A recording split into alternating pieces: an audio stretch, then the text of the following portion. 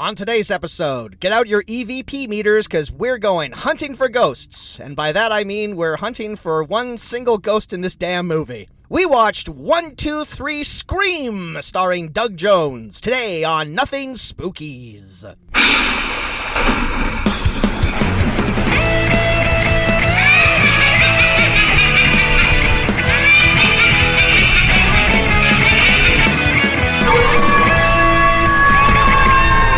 However you wish to self-identify, and welcome back to Nothing Spookies! Where we ask the question, the fright is this. It's the podcast where we go through an actor's filmography and choose the most anonymous and culturally untalked about movies that they've made, and decide whether or not they've got a certain something, or if they're just a whole lot of nothing. I'm Cass Lesgard. And I'm Jameson Rafter.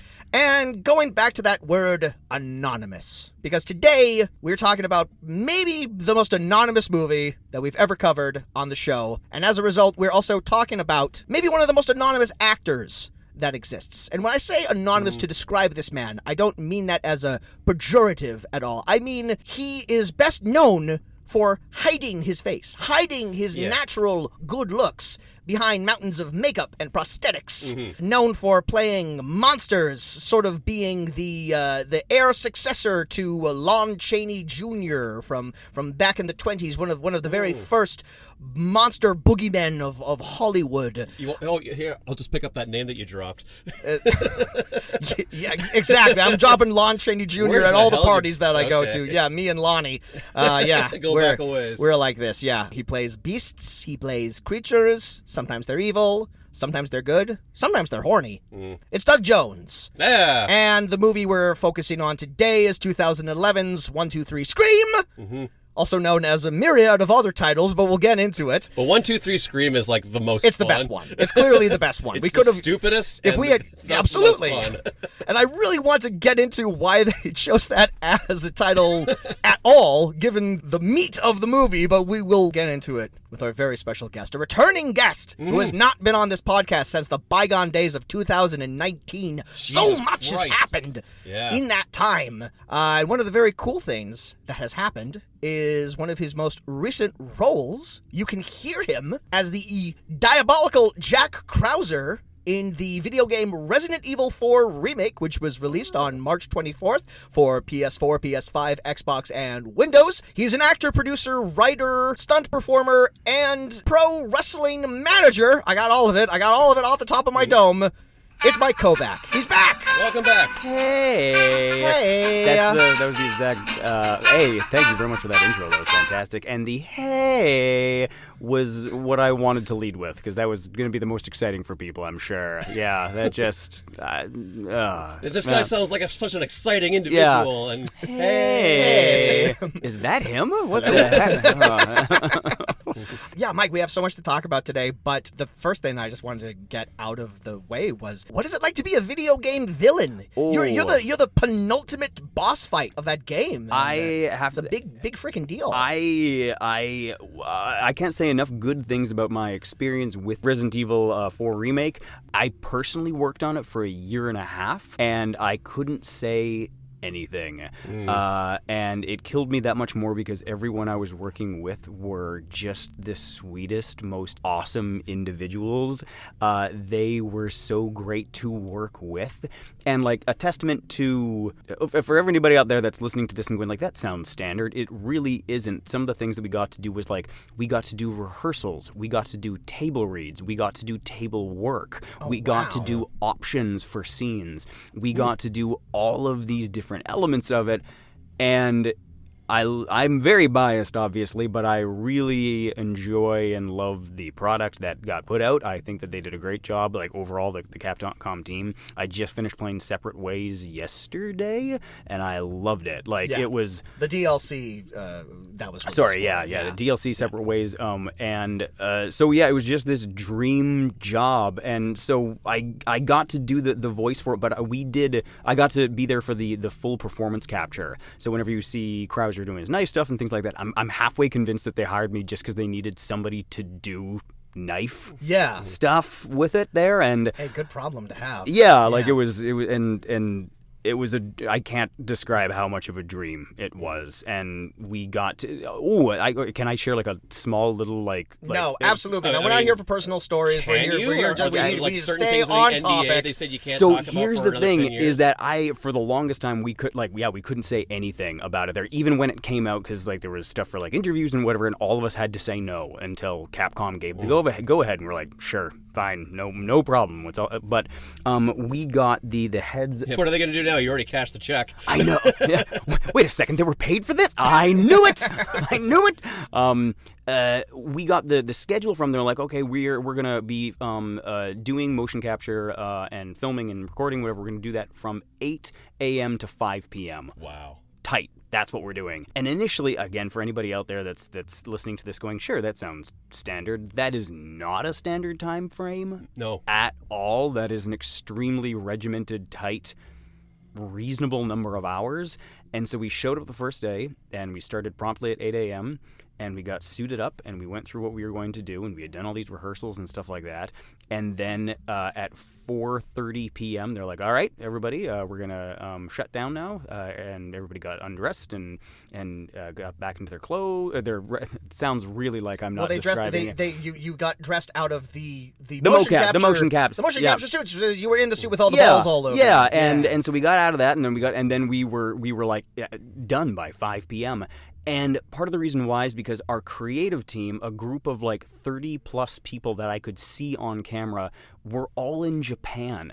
And they were staying up all night with us to work on it. And so for their safety and everyone's mental integrity, they were like, yep, nope, that's it. And if we didn't finish the day on something, they went, no problem, we'll just add a day. Because it's Capcom. And they had the money. They had that Mega Man money. Yeah, they were like, yeah, sure, let's just do more. And it was great. It was awesome. Yeah, it was lovely. And again, everybody was just like a huge Resident Evil nerd, and I mean that in the best way possible. And the creme de la creme was Nick Apostolides, who plays Leon. He was the most welcoming, awesome, welcome to the team, everyone guy. And I wish nothing but good things for everyone, but especially him, because he was so welcoming and inviting. Wow. Yeah, and he had barbecues over at his place for everyone. He wanted us to be like this little Resident Evil family, which we still are. And yeah, it was great. What a lovely group of people. That is so different than how I understand voice recording is done for video games, which is what I do in my my real job. Mostly we do it in a very traditional old school way where we just have one actor at a time in the recording booth for maybe an hour, 2 hours tops. And if we need to call them back, then we got to schedule something. Having people sort of around on set is still a relatively new thing. And to be a part of something like Resident Evil, one of the best games of the 2000s, and to get in that really well acclaimed remake, that's a great feather to have in your cap. Yeah, they made it so great and so wonderful, especially when it came to character considerations. I don't know if anyone here has played the game, but I can't play a survival horror game that's fair. Past the first 5 minutes, but I have watched many a Let's Play, including this one. So sure, I'm familiar with the story. There was a lot of okay, there's a spoiler alert for anybody that's listening to this to a game that came out 20 fucking years ago. 20, yeah. What are you talking about? Came out in March 2023. Yeah. We could have changed stuff around. One of the things that we really got to delve into was the relationship between Leon, played by Nick, and Jack Krauser, which I got to play. Jack Krauser was a pseudo mentor kind of thing to the Leon character, and so we went into this big, huge thing of the Jack Krauser character is doing this because essentially he wants to end it, but he wants to end it at the hands of the thing that he can actually be proud of, and that's Leon, and this is why he's doing it, and he is on this collision course with it. It was just all this really deep story stuff that things like school and whatnot prepare you for, but you never really get to do. But then we suddenly got to do it, and I hope, anyways, that the final product shows that, because a lot of consideration was put to it. And so, anyways. It's fascinating to hear that so much work went into it, and as you say, you were all in the room together, you did table reads, you rehearsals. You played out the scene, you acted it as if it was a movie, and then they transferred that over to the game. As you were saying, sometimes you let the scenes inform themselves, which to essentially an animated property is mind-boggling to me. And what's kind of fascinating is that as as opposed to the other Resident Evil remakes, which they're going through the series now. Resident Evil 4, when it came out, like the original one, it was already quite a cinematic game. Obviously, like the graphics are of their time, but it was one of the first like very true sort of like, I'm kind of like watching like a Resident Evil movie here. So it sounds like the producers very much could have kind of taken like the easy route with this and just all like, well, we're just going to remake the game because the game's there and we'll just take from the game and that'll be it. But no, it sounds like they really like went back to basics and kind of like went back to like ground zero.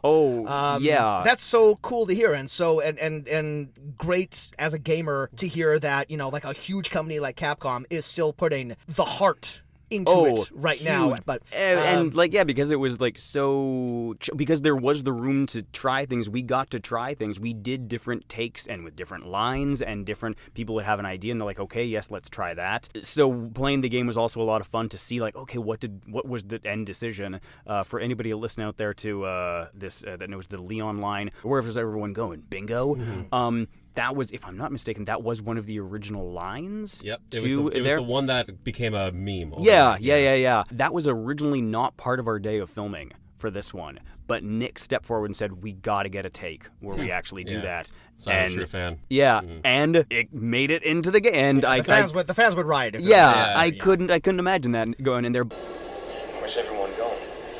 Bingo? But again, we got to just try it. Nice. Hats off to Capcom. Can't say enough good things. Yeah. Well, I have a million other questions, but we should get on to the bulk of what we are here to discuss.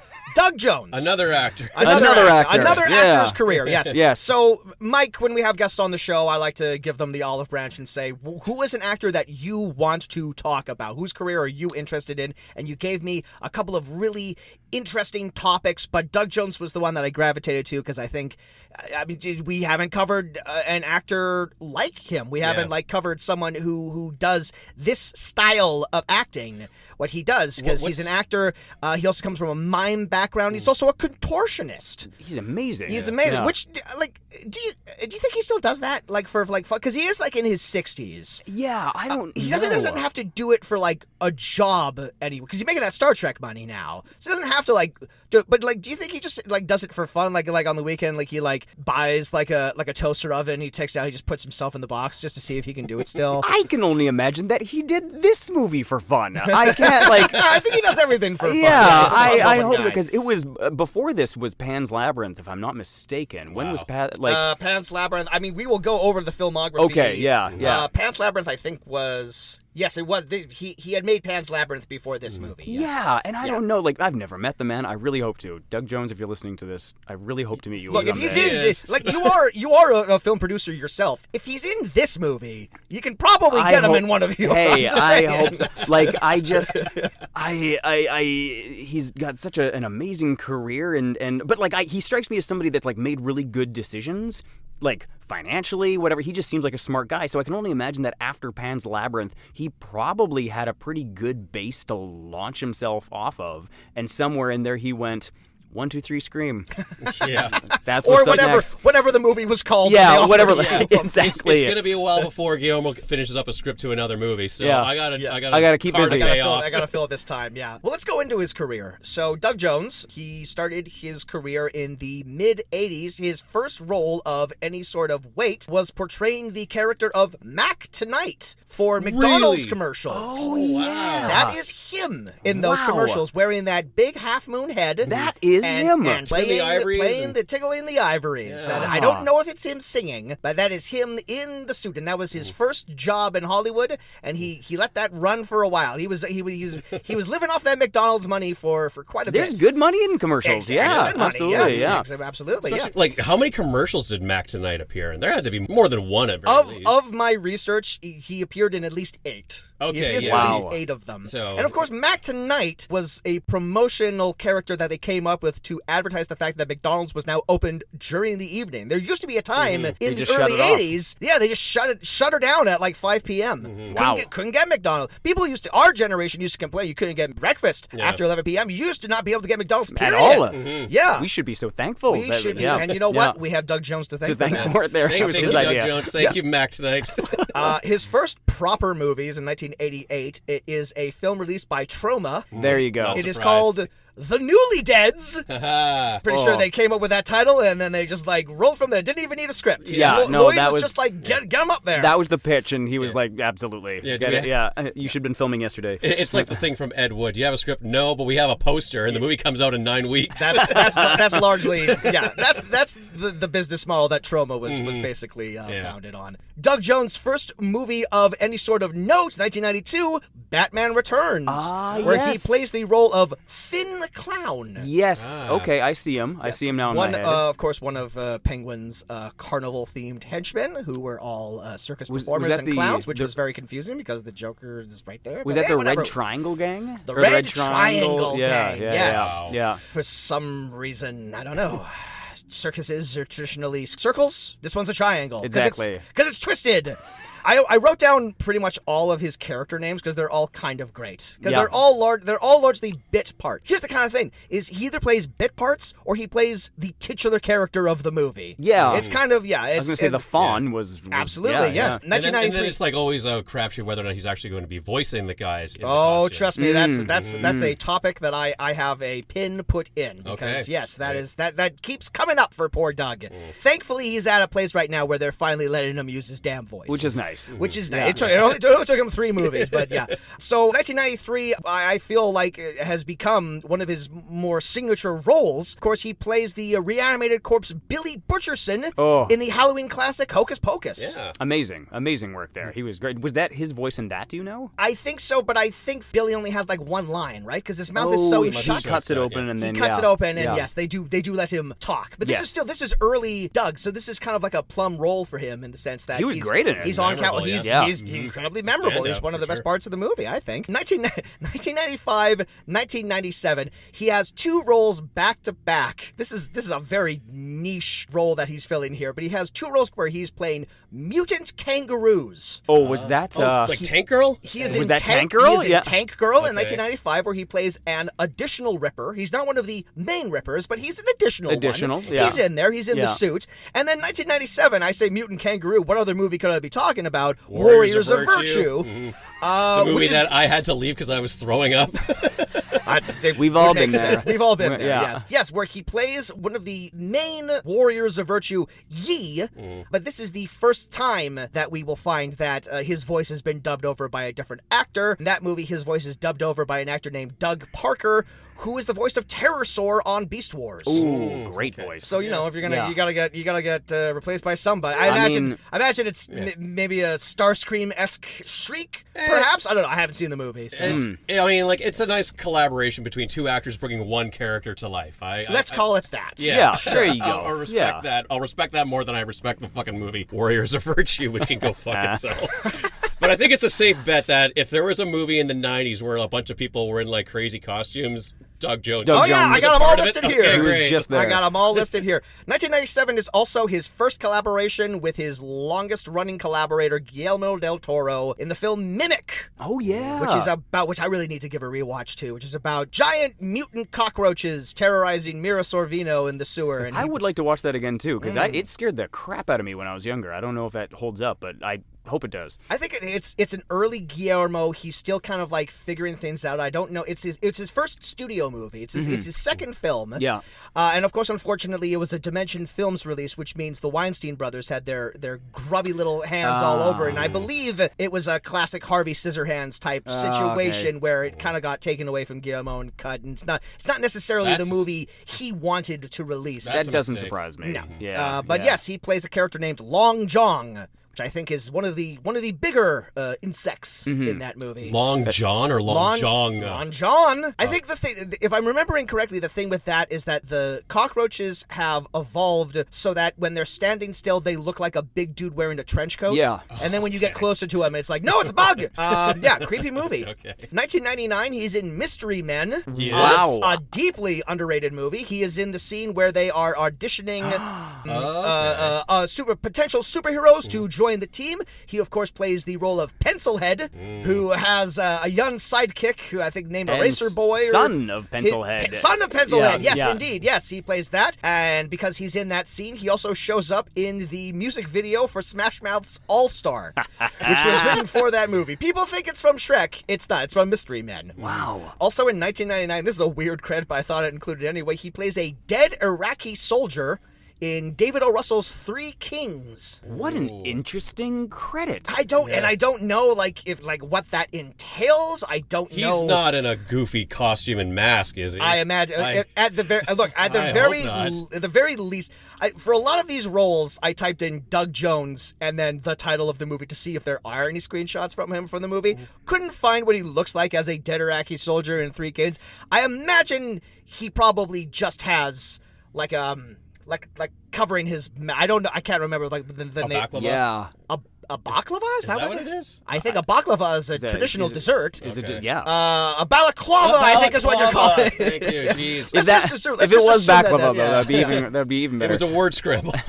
2000, he's in The Adventures of Rocky and Bullwinkle. Have either of you seen that? No, that was the live action. The live action one, No, I yes. did not. Tell me he was Bullwinkle. How to describe this scene? Okay, so in The Adventures of Rocky and Bullwinkle, there is a scene where fearless leader, played by Academy Award winner Robert De Niro, has captured 3 FBI agents and uses a device on them to turn them into vegetables. But of course, this being the Rocky and Bullwinkle movie, they are turned into literal vegetables, and the role he plays is FBI agent Carrot. So yes, The role he was born to play. he got a big old carrot for a head. Oh, right on. He in that one. Also in 2000, a role that I couldn't not include. He's in Jack Frost 2, Revenge of the Mutant Killer Snowmen. There we go. Okay. Yes. All Now we're right. back on track. Yeah. Now we're back Yeah. into the Doug Jones Yeah, era. this makes sense now. 2001, he's in Monkey Bone. He plays a Yeti.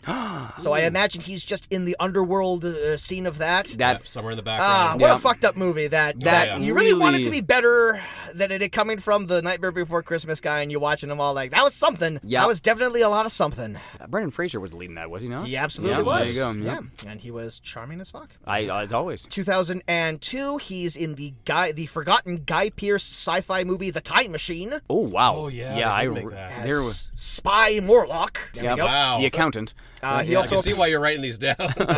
2002. This is a very big year for him. He's also in Men in Black 2 as That tracks. Joey, who is one of Tommy Lee Jones's co-workers at the Oh, the mail center. the post office. Yeah. I remember the trailer for that movie. I definitely remember watching that movie. It wasn't until recently that I realized Biz Markie is in that scene. Really? Because that's the thing. That's the scene in the trailer where Will Smith comes in. Tommy Lee Jones is working behind the counter, and he's trying to get Tommy Lee Jones to remember who he is or whatever. And then Will Smith reveals that all of his coworkers are aliens, and they're kind of like watching out for him. And he starts beatboxing, and then Biz Markie is like the beatboxing alien that he does. And I must have seen that trailer like a million times back in like 2002. Only recently did I realize, of course, that's the master of beatboxing. Wow. He beatboxed exactly like Biz Markie used to. So yeah, I don't know. That's a little bit of trivia. They for... had money to be like, get Bismarcky. I saw him somewhere. It's great. Just He, toss he, him in there. he was yeah. wandering around. Yeah. He was wandering around the set. Also, now here's a very weird credit. Also in 2002, he's in the fantastic Spike Jonze film Adaptation. Ooh, okay. He plays the role of Augustus Margery, who was a real person.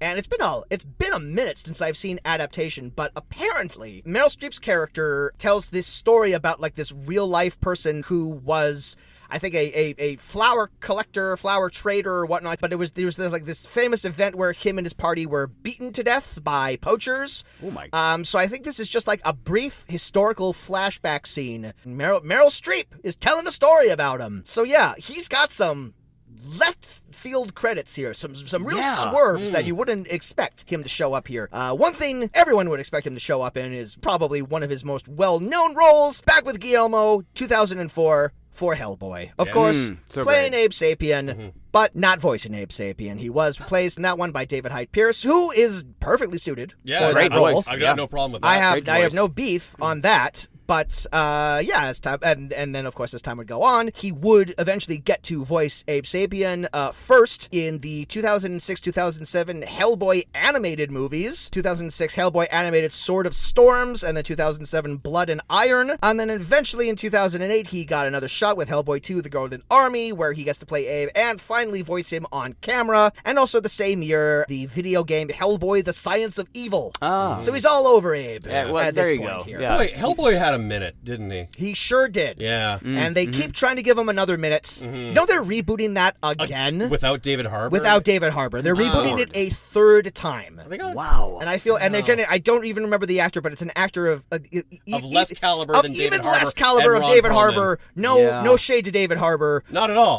That David Harbour remake was just fucking god awful. It was an uphill. Yeah, it was so bad. Uphill and oof. We'll always have the first Hellboy movie, which is genuinely a great fucking movie. True story. The first Hellboy is maybe one of the weirdest movies to always make me cry. Oh, there you go. It happens in the opening scene. It's the John Hurt narration at the very end, right before the title comes up. It's all like, the boys in the company gave him a name that day. We called him Hellboy. It always gives me goosebumps. I don't know why. I don't know why. It's a weird thing to cry at, but it always gives me some tears. And you know what? I really enjoyed Hellboy too. I did. Yeah. Like, especially that beginning. They told the story of with like the prince and the princess there, and they used the kind of like animatic sort. I thought that was brilliant. I thought that was gorgeous. I thought it was really. I cool, like Hellboy 2 a lot. I think it gets a little too jokey. I think they there are some jokes. They turn the humor up a little bit. You know, like I like the dynamic of like the team in the first Hellboy movie, and like the one thing I definitely didn't say when I was watching that is like, you know what this is missing? Seth MacFarlane doing a bullshit accent. That's what this was the secret sauce that this was missing. And then Hellboy 2 came and answered all of my questions. I like that character though. It's a great character. Yeah, absolutely. And I like having some more variety of monsters on the team. Oh, and that Hellboy 2. That was also when the elder spirit there, the plant-based spirit there that dies. Is that Yeah, number that's 2? supposed to set up like a third movie. Yeah, and I thought that that the message with that of like, we're kind of the bad guys here. I thought it was wonderful and a very sad moment there. Which it's a shame that they keep rebooting Hellboy and not do it. And Ron Perlman has gone on credit saying just like, I can't get in that makeup again. So there won't. Even if Guillermo calls me the next day and says like, suit up, Ron, I'll still be all like, no chance, no chance, sir. I can't do it. I'm too old. You get everything but the face. Yeah. That's all. Yeah. All right, moving on. 2005, he appears in Doom, playing another trademark of him is playing more than one character. He plays both the Sewer Imp and the Dr. Carmack Imp. Dr. Carmack, Jesus. Wow. Yes, because that is John Carmack. John Carmack. Yes, Creator, indeed. Yes. That's one thing that the movie I guess like got right. That is always a weird thing. I always forgot that the monsters in Doom were called imps. That goes back to like.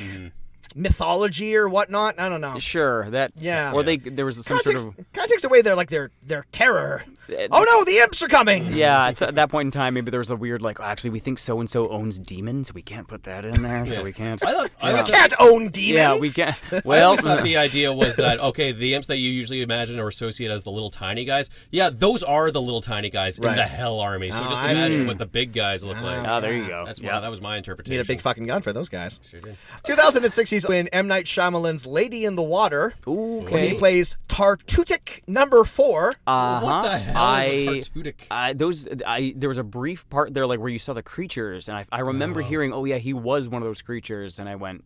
Yeah, he was the fourth. Sense. Yeah, he was the fourth one. Guy. You don't remember? You got to. It's very, very noticeable. And then also in 2006, he's in something called Pan's Labyrinth, where he plays the Pale Man and Fauna. I don't know, just some sort of. I think it's Pain's Labyrinth. Pain's Labyrinth. That's it. Yes, Yeah, it's made of bread. Yeah, that's it's exactly a labyrinth made of bread. It's at the Olive Garden. It takes place in Spain, but there's French. It's very confusing. That's another one I have to see for a while. And here's an example of him being dubbed over for that movie, but he also did learn all of his Spanish language dialogue for that movie, and they got right up to the editing process of it, and they just had to make the creative decision of all like, this, you did a great job, Doug, but this still sounds like someone kind of like phonetically going through. So they Yeah. did dub him over for that movie, but he did learn all of his dialogue in Spanish. And the voice that they went with was beautiful. I thought it was a great voice for that. Yeah.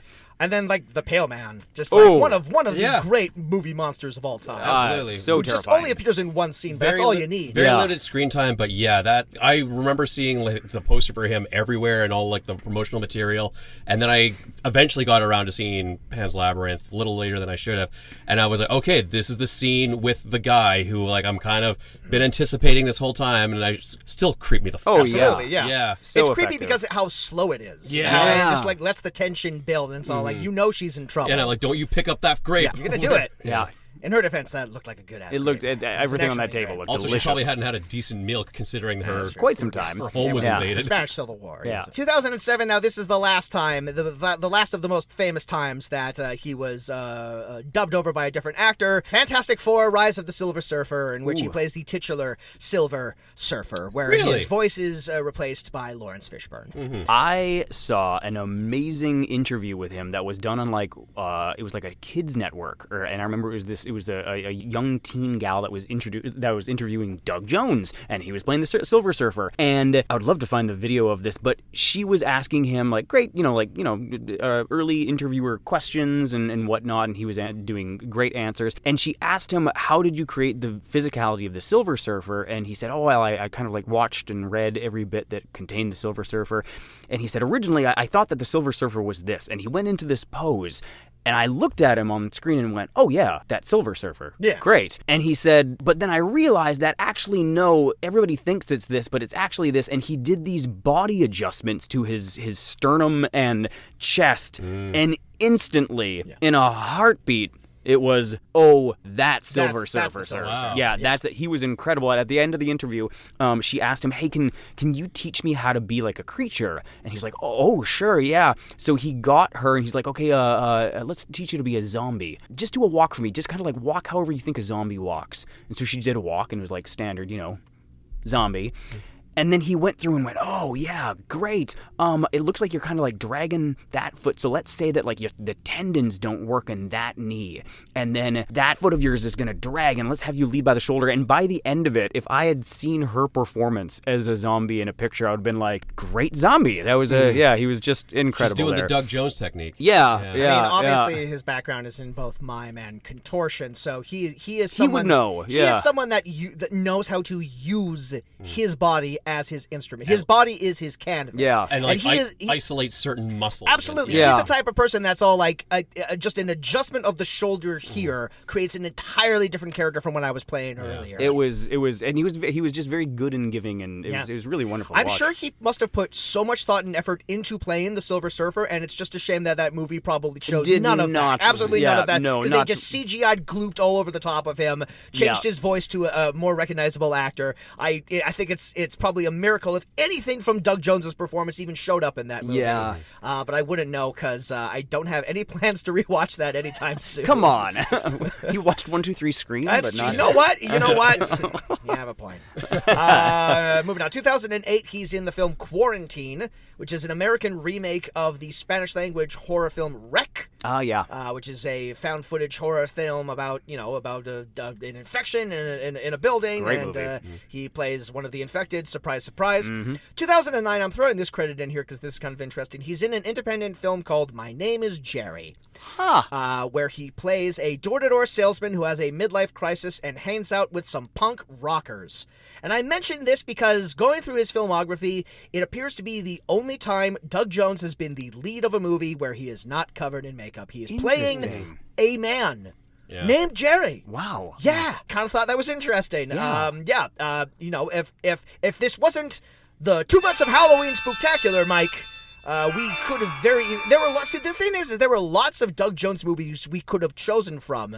I had to do something horror related. Spoiler alert: I ended up failing on that. But yeah, I don't know. But yeah, maybe if we ever cover it, we gotta check this out. 2010, he's in the terrible horror action film Legion. He was the best part of it, though. Yes, he was. He plays the ice demonic ice cream Yeah, man. he who was got great as He got a that. big mouth. Yeah. Yeah. 2015, he is in a movie that is based on an internet phenomenon. He's in the film Always Watching, a Marble Hornets story. Either of you ever check out Marble Hornets? Never. That is no. Okay, No. jump to the end, it's Slender Man. Okay. It's like All a right. long-form YouTube series that they released in parts that was found footage and was basically served up as like, whoa, this is really happening. Is guys. it? Oh my god. For, I guess, legal reasons, the character he plays in this is called the Operator, but look at the poster, it's Slender Man. It's Slender Man, And also, yeah. it's Doug Jones, so of course he plays Slender Man. Yeah, great casting for he's No Slender one, Man. no one else would play that. Yeah, yeah. This is where he starts doing a lot of TV. From 2013 to 2015, he's on 28 episodes of a show called Falling Skies. Oh, yeah.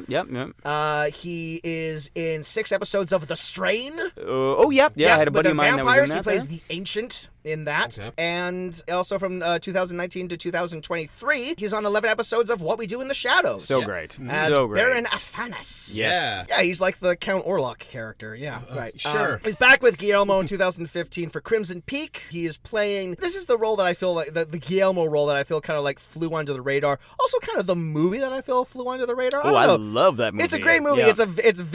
It's kind of more of like an aesthetic movie for me. It is very I aesthetic. will never understand why it didn't get nominated for production design, because that's Beautiful what production. that movie is. Yeah. I mean, it's a house with a hole in the middle of it, so snow falls, and then also it's like melting. It's sinking Hello? into the mud. It's one of the most beautiful. visually beautiful movies I've ever seen. He plays 2 roles in this. He plays the role of Lady Sharp and also Edith's mother. Oh. So he plays ghosts in Yeah. those movies. So it's not like he's playing ladies. He's playing like goopy red skeletons, I believe. 2016, he is in the sequel Ouija: Origin of Evil, where he plays the role of Ghoul Marcus. I know, right? Who's a The human, ghoul actually? variant These of are all Marcus, great. guys. These are all Ghoul great band Marcus. names as well, too. Yeah. Ghoul Marcus. 2017 is a huge year for him. Of course, he is the Bye Bye Man. Yes, he is. Don't say it, don't think it. Yeah. And then he's also in this other movie called The Shape of Water. I did that joke already for Pan's Labyrinth, but yes, the best picture of that particular year. Look, I love Guillermo. I love that movie. That's a great movie. I'm glad that he won for that movie. It still blows my mind that like collectively, like the Academy or whatever got together at the end of the year and watched a movie where a lady fucks a fish man, and they're all like, yes, this best picture of the year. Absolutely. I love it. Unironically, I think that's fantastic that happened. It was the least problematic movie. It They were kind like, of all right, let's. Yeah, and it's kind of his. It's one of his more like poetic, sort of like lyrical movies. Even though it does have like those flashes of like Guillermo, like ultra violence. Like, Yes, there Like are, it's quite yeah. bloody. Like Michael Shannon's fingers like rotting Rotting throughout the off entire and- yeah, movie. yeah. And then, of course, from 2017 to currently, right now, he is Saru on Star Trek Discovery. Yeah. Yeah. I don't know. We are Mike Trekkie Trek. Are you a Trek or a Wars? I am a Wars, but with a healthy respect and love for Star Trek, because my roommate in university was a Star Trek fan, and Yeah. it was watching with him that I gained a great love and appreciation for it. So, yeah. I kind of Well, he's on one of the bad Star Treks. Oh, I'm Is he? sorry. I'm Yeah. sorry. I kind of fell off of Discovery after a little while. I mean, I've never watched a serialized Star Trek all the way through, except for Lower Decks, because I'm a child and I like Yeah. cartoons. But I watched most of the first season of Discovery. And the thing is I don't hear about Discovery anymore. I wasn't even sure if Discovery was still on, just because And it neither feels was I, yeah. well, it feels like everyone has moved on to Strange New Worlds or Brave New Worlds or whatever Yeah. that show is called. That seems like the critical darling currently right Well, now. I think it was the Picard show kind of drew everyone's attention. Oh, I forgot about that. Oh, Everyone, yes. yeah, Yeah. gravitated towards that. Yeah, but from what I understand, and like Star Trek Discovery was like sort of my first exposure to watching serial Star Trek stuff. And my girlfriend at the time she was a Trekkie, so she wanted to hate watch it. And That's so, always a good idea. yeah. So we checked it out, and she was like, "This isn't Star Trek," and I was like, "I have no I other don't know. frame of reference." So like to me, this is Star Trek, and she was like, "Ugh." So Sounds like one of the multitude of fans of. Do people like things anymore? No one likes anything no one anymore. enjoys. People watch the things to hate it now. We watched Black Mirror last night, and we liked it a lot. So there you go. And he's doing his most recent film credits, going back to the very beginning of his career. Last year, he was in the unfortunate Hocus Pocus 2, released for Disney yes. Plus. That was just one of those movies where, like, God, that movie was so good. They got to do a sequel, and then they finally got around to doing a sequel, and everyone collectively went, "Never mind." Well, it all came boy. full circle to him. It So, all came full Yeah. circle for him. He How showed was up. he in that movie? Was he? He's He shows up. He's the zombie again. He shows up. He's all like, "Oh, we're doing this again. All right, fine." Blah. And then at the end, he goes back into the grave. He's all like, "Well, that was. Thank you. Make it out to Doug." And then he has a couple films in production. He is starring in a remake of Nosferatu. Oh, great! But I wonder who he's playing. He is indeed. There actually are multiple Nosferatu remakes in production. The bigger production one is from director Robert Eggers, who did The Witch and The Northman and everything. He's not in that one. He's in the lesser one, the 1, 2, 3 Scream of Nosferatu remakes. The deep impact to the Armageddon. But here's the thing about Nosferatu. It's a very old property, so basically anyone can remake Nosferatu if they feel we could make a Nosferatu. I mean, it's also just Dracula. It's literally just the plot of Dracula. Sure. And he also has a movie coming out called Monster School, where, of course, he's playing the headmaster. Because who else would it be? Mm-hmm. Who else would be the headmaster of the Monster School? Robert Englund? Shut up. Now that I've said it, there's probably a lot of people who probably the headmaster of the Monster School, but you know what? That's a different chapter. It's the northern Monster School. Gotcha. Yep. Anyway, that is the career of Doug Jones. Hearing all of it, I am not surprised at all about 1, 2, 3 Scream now. This makes perfect sense. And you know what? If somebody came to me and was like, "We're making this movie, here you go. We're going to pay me this money," I'd be like, if it's good enough for Doug Jones, I'm in. Let's do it. Mike, that was largely just the hits of Doug Jones's career. I left out like about 50% of his filmography because the other 50% is movies that don't exist. Exactly. Yeah. That's why I'm like, yep, okay, 1, 2, 3 Scream. Great. Yeah. Right. Yeah. Well, I feel like we're chomping at the bit. We've been chomping at the bit ever since we got here because we really want to talk about this. So we're going to take a little break. Yeah. We'll listen to this charity spot, and when we come back, we will dive right into 1, 2, 3 Scream.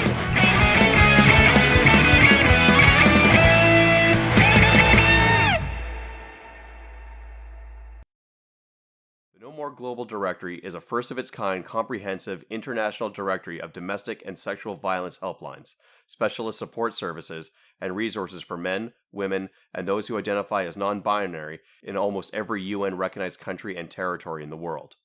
The No More Foundation has partnered with the United Nations and the World Bank to create a global hub of information and resources for victims and their loved ones.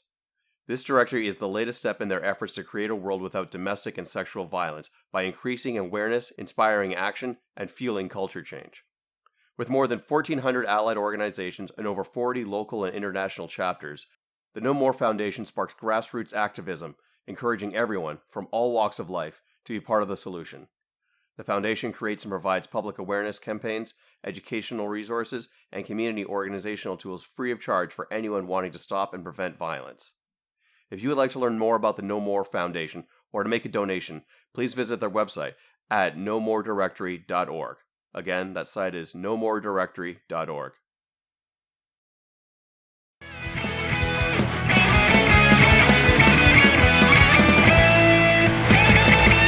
All right, well, we're back. Yeah. All right, so 1, 2, 3 Scream. Now, once again, as we have done many a time on this podcast, the first thing we have to bring up is that this movie can't seem to decide what to call itself.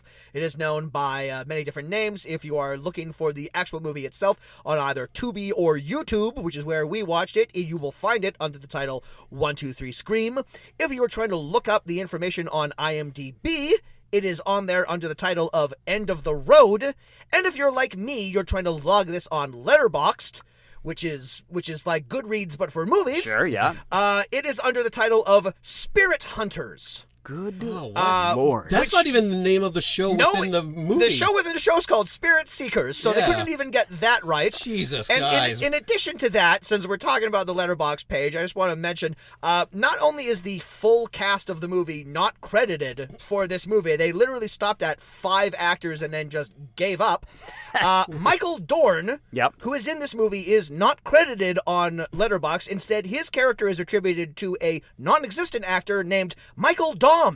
Oh. So, Letterboxd maybe get your shit together a little bit more. Unless Michael Dorn specifically asked you to fudge the details on this one. Don't do this to which me. I can mean, maybe explain. He's got top billing on this in the opening credits. He's the first actor on screen. Yes, with the least amount of screen time. Yeah, but yeah, this is truly one of the most anonymous movies that's ever existed. No one can figure out what it is. Letterboxd only has 8 reviews, one of which is mine. It's one of the lowest reviews on nice it. plug. Some people liked this. Some people genuinely liked this movie. I can't figure out why. Really? Now it is directed by a gentleman named J.P. Pierce, and the first thing that I want to say about this guy is that he is a snack and a half.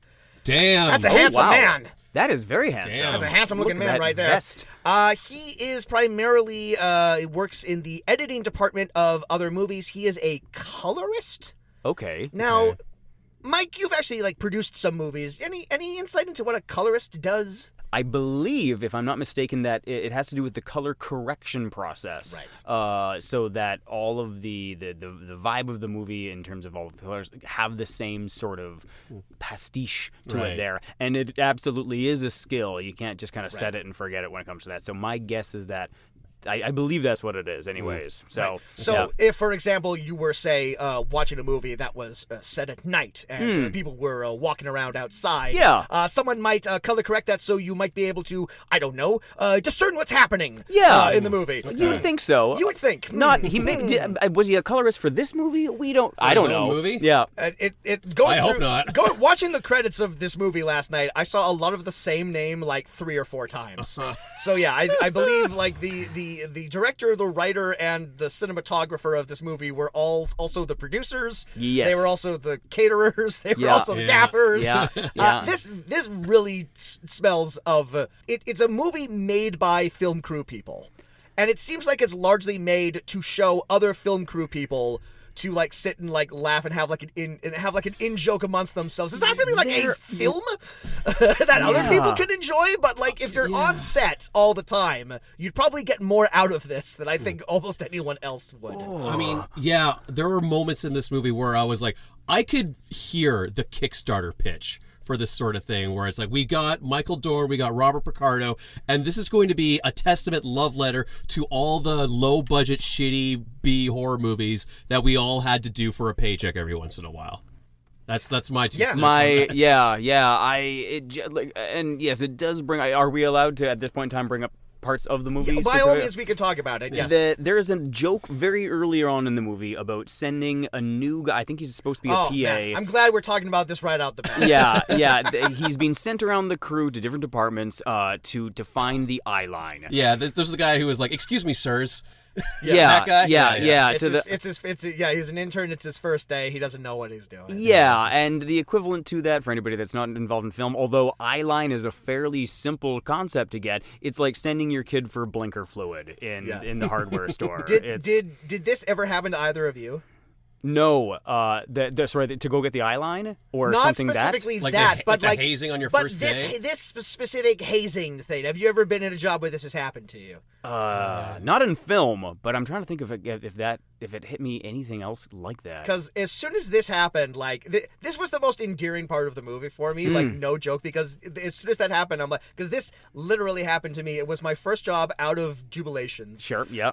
It was my first proper kitchen job, and they hired me off the street. I had absolutely no experience working in a kitchen. My first week, I was sent to go find a banana peeler. Now, the first thing that should have tipped me off is that no dish on the menu included bananas. But it was explained to me that it was just a name for a tool. It was large and yellow, and so I went upstairs to where all of the tools and kitchen utensils were stored in bins and drawers. And I looked around for 10 minutes or so until I heard a chorus of laughter from the kitchen downstairs.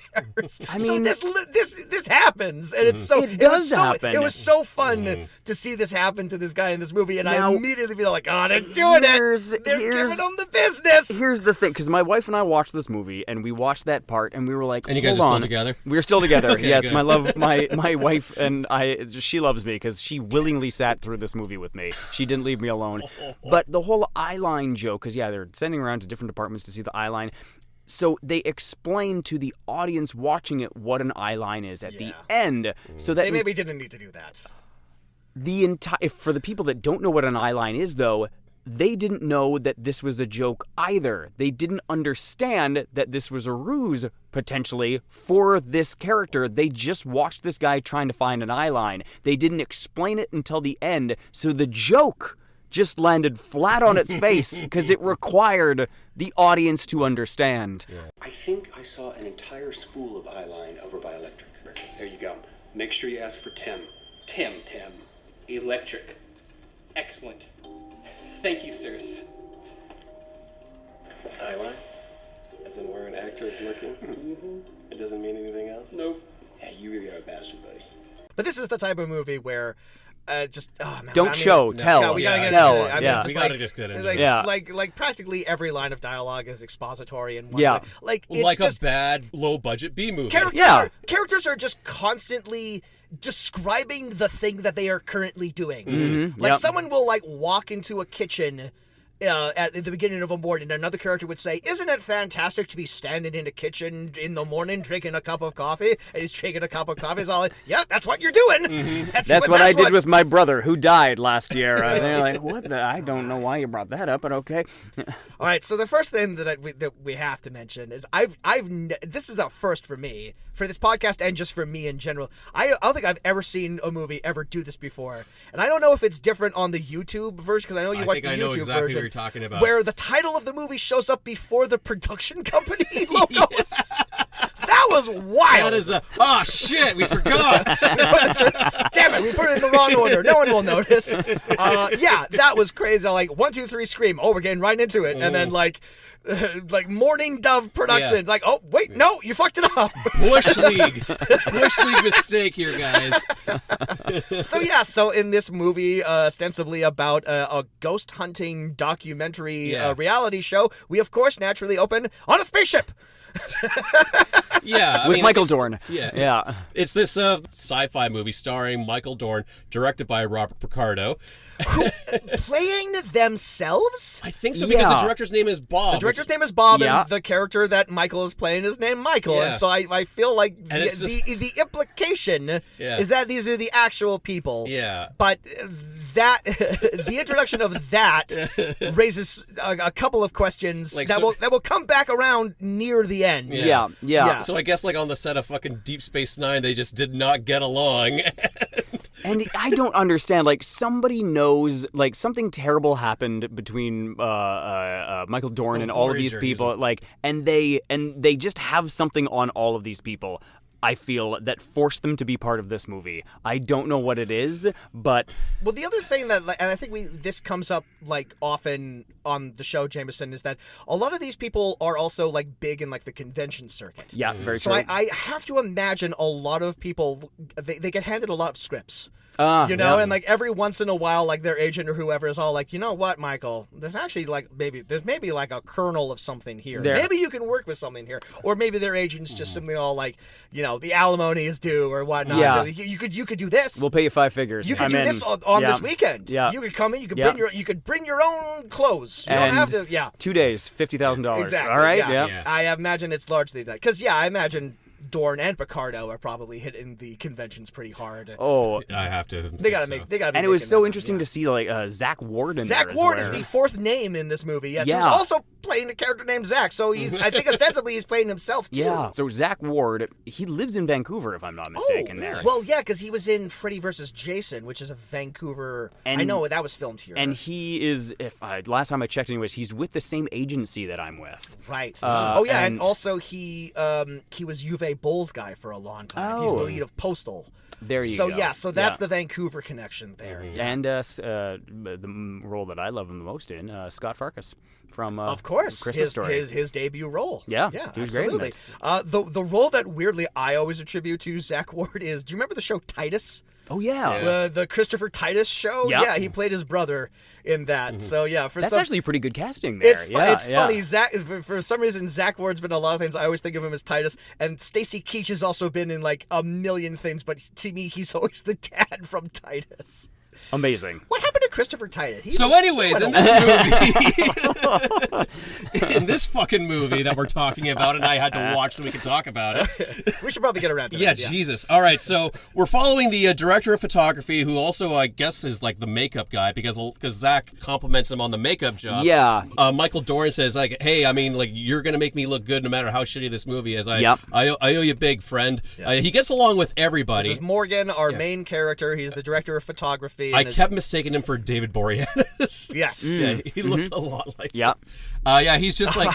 I wrote that. You know what? I'm gonna save that joke for later, actually. Okay. You remind me of a different actor, but I'll save that joke for later. Yeah, so like he's just like our likable everyman who's just wrapping up his work on this project, and he's off to go and be a part of this film crew for a new reality show, Spirit Seekers, just like about to shoot their pilot episode, and he's bringing his best buddy in the whole wide world, Cricket. The sound guy, aka the film's bad comedy relief.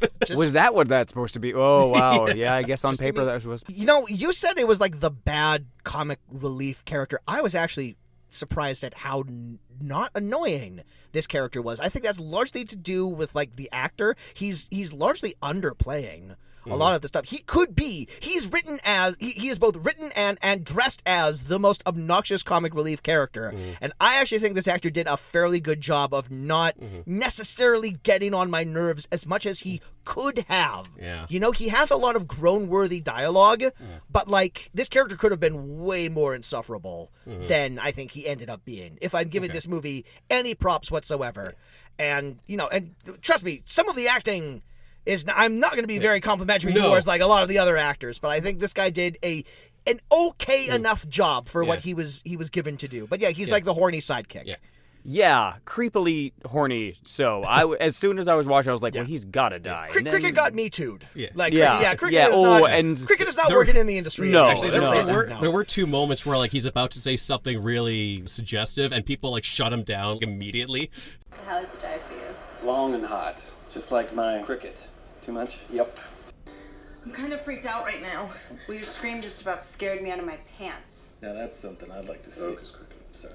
Yeah, so they're on their way to Idaho to be on this new reality ghost hunting show where they meet the rest of the film crew. One lady, Eve, who I guess is like the caterer, or at least the person who knows the area. And she's like she's the local hire that knows the area. She knows all about like the spooky history of what happened here and what happened on this land. And yes, she's been hired to feed the crew and do the catering. The other two ladies who are the hostesses of the show, Nina and Steph, who I'm just going to assume thought this movie was going to be a porno when they signed on for it, because I don't think these two were actresses. I don't know. Like, it just was so weird. And then they were doing the hosting. When they start to host, actually, I was like, that was not bad. I know. Like, I was quite surprised because the way that they're planning it up off camera is that they're just like the silly airhead bimbo type stereotypes and whatnot. But yeah, when they actually do get around to filming the actual hosting of the reality show or whatnot, yes, they immediately become quite professional. It's all like, well, I guess this is why they got hired, because they're nailed good. the audition. They're good on camera. They got good on camera voices. Yeah, they know how to string sentences together. Much the unlike bare minimum of the actors. Unlike the person who's hosting this podcast, who can't go 2 seconds without stumbling over himself after 5 years. Within the reality of that part of the movie, there, because they're like, all right, let's just do a take, and they rattle off this introduction of this is where they are, and this is what they're here to do, and this is who this person is. If I was watching that with no obvious prep from them or anything like that, I would have been like, that was great. Yeah. Way to go. It's like one take from the two of them. Yeah. Now that we're saying it out loud, kind of a missed opportunity for some comedy. Sure. They could have built up how like silly and like ineffectual that they are, and then when they get on camera, they're like immediately camera ready professional. That would have been great, actually. Just one of many missed opportunities that this movie had. And then the fourth tall drink of water to come out of the van is, of course, Dr. Reginald Fairfax, played by Doug Jones. That's his name, right? Reginald. Yeah. Randolph. Randolph Fairfax. Yes. Randolph Fairfax. Yes. And he is this stuffy upper class British gentleman, professorial. Yep, absolutely. All academic and everything, no nonsense. And they meet and they say, like, get back in the van because we got to get to the cabin where we're going to be staying, and it's at the end of the road, and we're all like, whoa, title drop, except not, because they changed the the title of the movie. And and then Eve and Morgan start having sort of like a litlittle flirtation, and Goo eyes and everything. This was around where I wrote down, okay, so we got Dollar Store Jason Bateman and Leslie Mann, is what I wrote. Because that was the vibe I was getting. Not inaccurate. Not inaccurate. Yeah, pretty much. All right, so this is where I want to talk about an interesting avenue to go down with this movie, and this is largely based on a text that you sent me last night, Kaz. Oh, okay. Now, you had sent me a text that said, I'm 20 minutes into this movie, and I'm dying of laughter, essentially, is what you said. And I was like, okay, I haven't seen the movie yet, so I can't wait to watch this. And I'm watching it, and it got to the point where, like, they see that dead coyote in the road, and he goes out to inspect it. What was the point of that? I forgot about that. Well, here's the thing. He goes out to inspect it, and they're like, is it dead? And then, like, pokes it a couple times, like, yeah, it's dead. And I was like, this is no different than any kind of cheapo, straight-to-streaming Tubi thing that I'm sure there are a dime a dozen of. And then it hit me, are they doing this all intentionally? Is this one of those intentionally bad movies, but they're intentionally making it in the style of something they would see on The Asylum? Because if that was the case, then they fucking nailed the look. Sure. They nailed the awkward cadence of all the dialogue. They nailed the really shitty cinematography where they can't decide if they're going to do crossfades or fade to black for scene transitions. So they just do all of them. Like it's badly lit in the interior scenes. It's the backgrounds are just atrocious. The interior of the cabin that I'm sure was the interior of that cabin. Of an actual cabin, yeah. No, the movie looked like absolute garbage, and it sounded like garbage, and everyone in it was garbage. And I thought, but maybe this is the joke. And Kaz stumbled upon it, and if that's the case, this movie's fucking brilliant. This is brilliant, because they nailed it. Well, this is what you do, and this has been proven now with the release of The Flash and that director coming out. The new move in movies is plausible deniability. My movie doesn't look bad; it's meant to look like shit because of the Speed Force. Yes, absolutely. So we eventually get to the end of the road. People will be screaming and counting 1, 2, 3, scream. They'll hunt some spirits. There we go. I got all of them in there. Okay. This is where we meet the character of the movie. We meet the director of the reality show within the thing, DJ.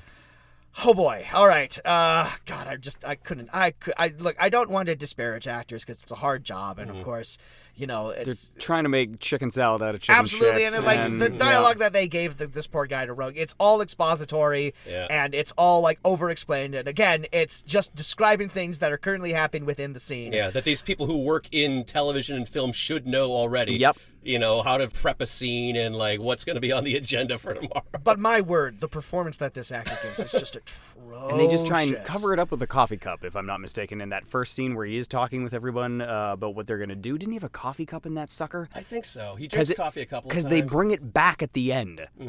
Sorry, spoiler there. Right. Spoiler, there will be coffee. Yeah, there will be coffee. I mean, from shot to shot, sometimes people will be holding a coffee cup. Sometimes it'll be gone in the next Which, shot. Again, might be genius. Might be intentional. Yeah. There's certain shots where someone's like leaning on a doorway, and then in the next shot they're in the middle of the door frame, and it's like, that's we're brilliant. Gonna Kubrick this. We want you to feel off kilter. Here's the thing. This movie has a couple of twists. Yeah. One twist particularly comes right at the very end, right in the 10 minutes of the last 10 minutes of this movie. Now, in the past, Jameson, when we've been discussing, like movies that have like twists in them, I tend to have a habit of ripping the Band-Aid off early, and so we can start talking about things. I don't necessarily want to fall into the habit of doing that here.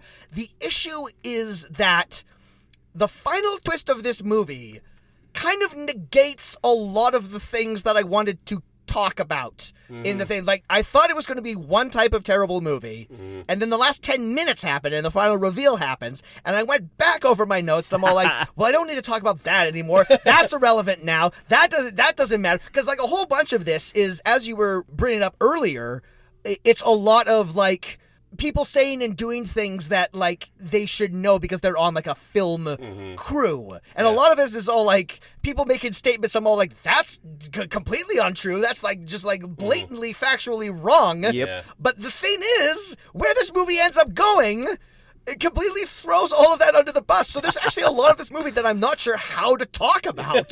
I guess we'll get there, but I will say I saw this movie twice. I watched it last night, and I watched it again earlier today. Wow. Yeah. You're the one. I'm the guy. What possessed you? Did you feel like you were missing something? No, did you think it was like a secret not masterpiece? at all. But it was just like bet you they don't do any of the clever, like, well, now that you know the twist, like, how well do they hide that from you? And, yeah, we should hold off on spoiling. They're sort of they're laying seeds. Yeah. So that's a saying. Yeah. Laying. I gotta go lay seeds. I gotta go earlier. lay Yeah. seeds. Yeah. Okay. So DJ is like sort of hyping up the crew and like how this is going to be the greatest ghost hunter reality show of all time. Can't stop talking about how successful And this how is much gonna be. money they're all How gonna much make. gonna yeah. make money because Yeah. I'm a director and I'm all about it. I'm only about the money. That's why I got into directing. Yeah, the paranormal investigation show that's going to change the world, and I think their only hook is that it's hosted by two hot girls.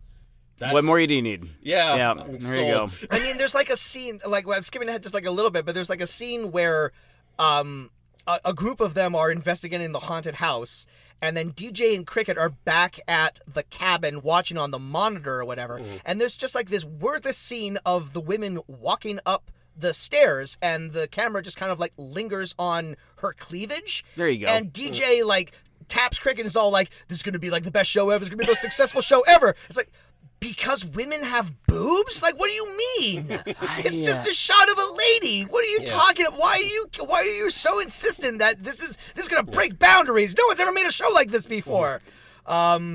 Yeah, and oh boy. And sorry, I feel like we should also bring up at this point in time DJ's assistant. What was he? in this? James. He was like the key grip. The key grip. Oh, is that his title? Good lord. That was his title. He did. I rewound it because in the introductory scene, like they drive up to the cabin and both DJ and James are standing outside the cabin, and DJ gets an introduction and he introduces himself to all of the characters that we've already met. Yep. And then they go inside the cabin, and I'm like, wait. Who the hell is that Wasn't guy? there another guy? And I had to rewind it because I thought I imagined a second guy there. But no, in fact, it's two scenes later that we find out what that guy's name is and what his whole deal is. Yeah. Oh, and that's even like he's like introducing the crew to each other, and it's like, oh, we got the greatest cameraman and director of photography.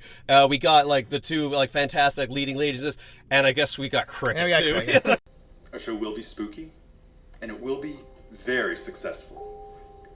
Because of each and every person in this room right now. In front of the camera, we have our two gorgeous, friendly, and very easy to connect with hosts, Nina and Stephanie. They'll be accompanied by our very own Dr. Randolph Fairfax. He'll be providing us with expert commentary backed by his extensive research in the paranormal. Now, behind the camera, we have Morgan. He's our DP and also our general filmmaking wizard. Now with Morgan, we get Cricket, and he's going to be our sound engineer.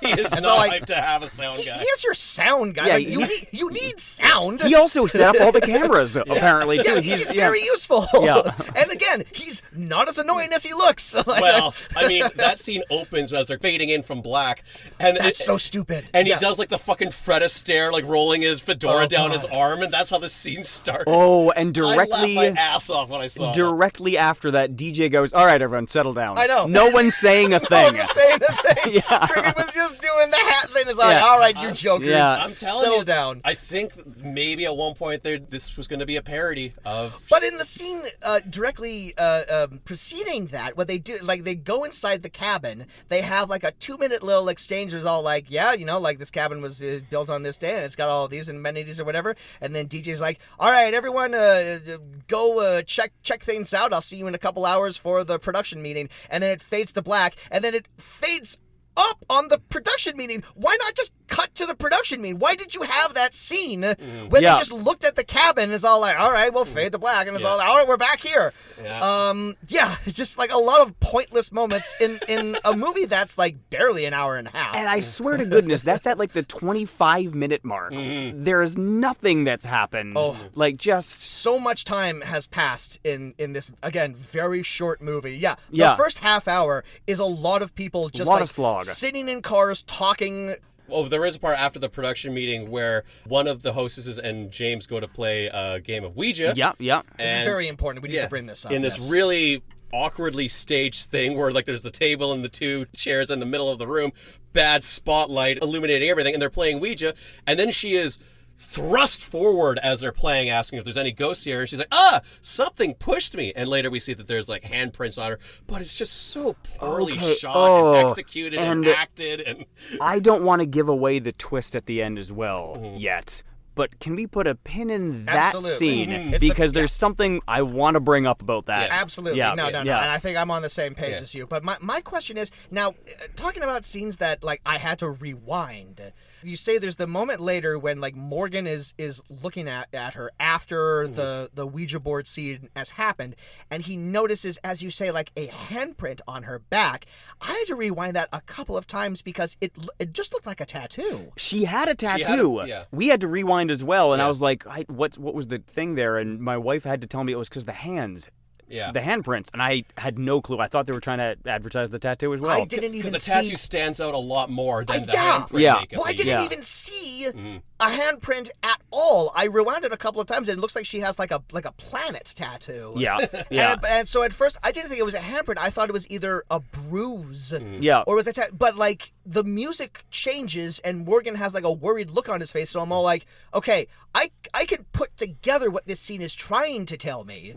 But I literally can't see what's wrong with this woman. I don't see anything on her back other than the thing that I know she put there herself. Yeah. But I know what the scene is trying to infer. So interesting. So half points for you, movie. Yeah, and then Eve tells a spooky story. Do you remember this? Because I wrote down, Eve tells a spooky story about like the people who used to live here. And then as I was going over my notes earlier, I realized I retained none of it. Yeah. It was a scattered story. Yeah. So they're there not to film at the lodge. That's just sort of their base camp. Yeah. What they're actually going to investigate is this ranch house, and she mentions that there used to be a lot of homesteads or settlements in this hilly valley.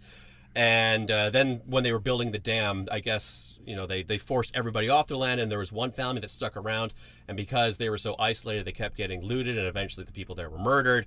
That's the building that's supposedly haunted. Yeah. And they did pass that off as, and I think I'm quoting here, when she said, no one escaped alive. They don't really go into what the hell happened. It was just, no one lived. Yeah. That was it. Right. Yeah. Yeah, and Morgan is the skeptic of this. Like, he's seen it all. He doesn't believe in ghosts and anything. Multitude of scenes of him talking to Dr. Fairfax, who of course is the Doug Jones, the, right? I forgot the about ghost, that. right? The reason we're here, yes, the ghost expert and the non-believer, and it's just as standard as you've seen the scene the billion conversation times. you're having in your head between those two characters right now. That's what the dialogue is. That's what they're having. Yeah, it's exactly it. basically, But right? you probably wrote it better than it was written. Yeah. Like, there's just like so much fucking comedy that happens there. To me, like during the scenes where they are having a discussion, Eve is in the background folding napkins, and I swear to God, they reuse the same shot of her looking over her shoulder and smiling at Morgan. There's a part where they're shooting B-roll, and he's looking through like the camera lens, but the one eye that's not in the lens is wide open as he's filming. The one piece of dialogue. Speaking of Eve, the one piece of dialogue I wrote down is they're all going to bed, and they're kind of flirting a little bit, and Eve says, "Good night. Don't let the bed bugs bite." And then Morgan shuts the door. He goes, "What the heck is a bed bug anyway?" And I'm just all like, What? It's a bed bug. It's a What are you bed talking? bug. It's the most Yeah. self-explanatory thing in the world. Yeah, it's a bug that's in your bed. You don't want them. And I They wouldn't bite wish you. them on my worst enemy. That's, it's very Just bad. A very strange line of dialogue that someone thought was funny. Someone thought that was a great cap to the scene, and Yeah, they like, realized that'll be so, it. like, We need to that'll be end it on a button. That's the trailer moment right there. Yeah. So they wake up. Yep. And it's morning. Yep, And and Doug Jones talks about how nice it is to have a cup of coffee in the kitchen. Yes. God damn it. Oh, I just love it out here. Isn't it nice to wake up in this giant log cabin, drink in this breathtaking view with a hot cup of coffee? And just a lot of bullshit happens before we actually get to the point where they still start filming. haven't gone to the No. place yet. Yeah. It's like 35 minutes and nothing has happened yet. And spoiler alert, not much does. Yeah. Eve just walks into the middle of the room, hits her mark, says hi Morgan, and then walks off. That's the other thing about this James dialogue yeah. is everyone is constantly calling each other by their name. Yes. In like a very unnatural way that you wouldn't do if Hello, you were Kaz. just hello Mike, how Yeah, are you? thank you very much for I'm having really me. glad, Mike, that you're here recording this podcast with me and Jameson. Wouldn't want to not be here, Kaz. Yeah, it's so straight. Yeah, exactly like that. Yeah. Yeah.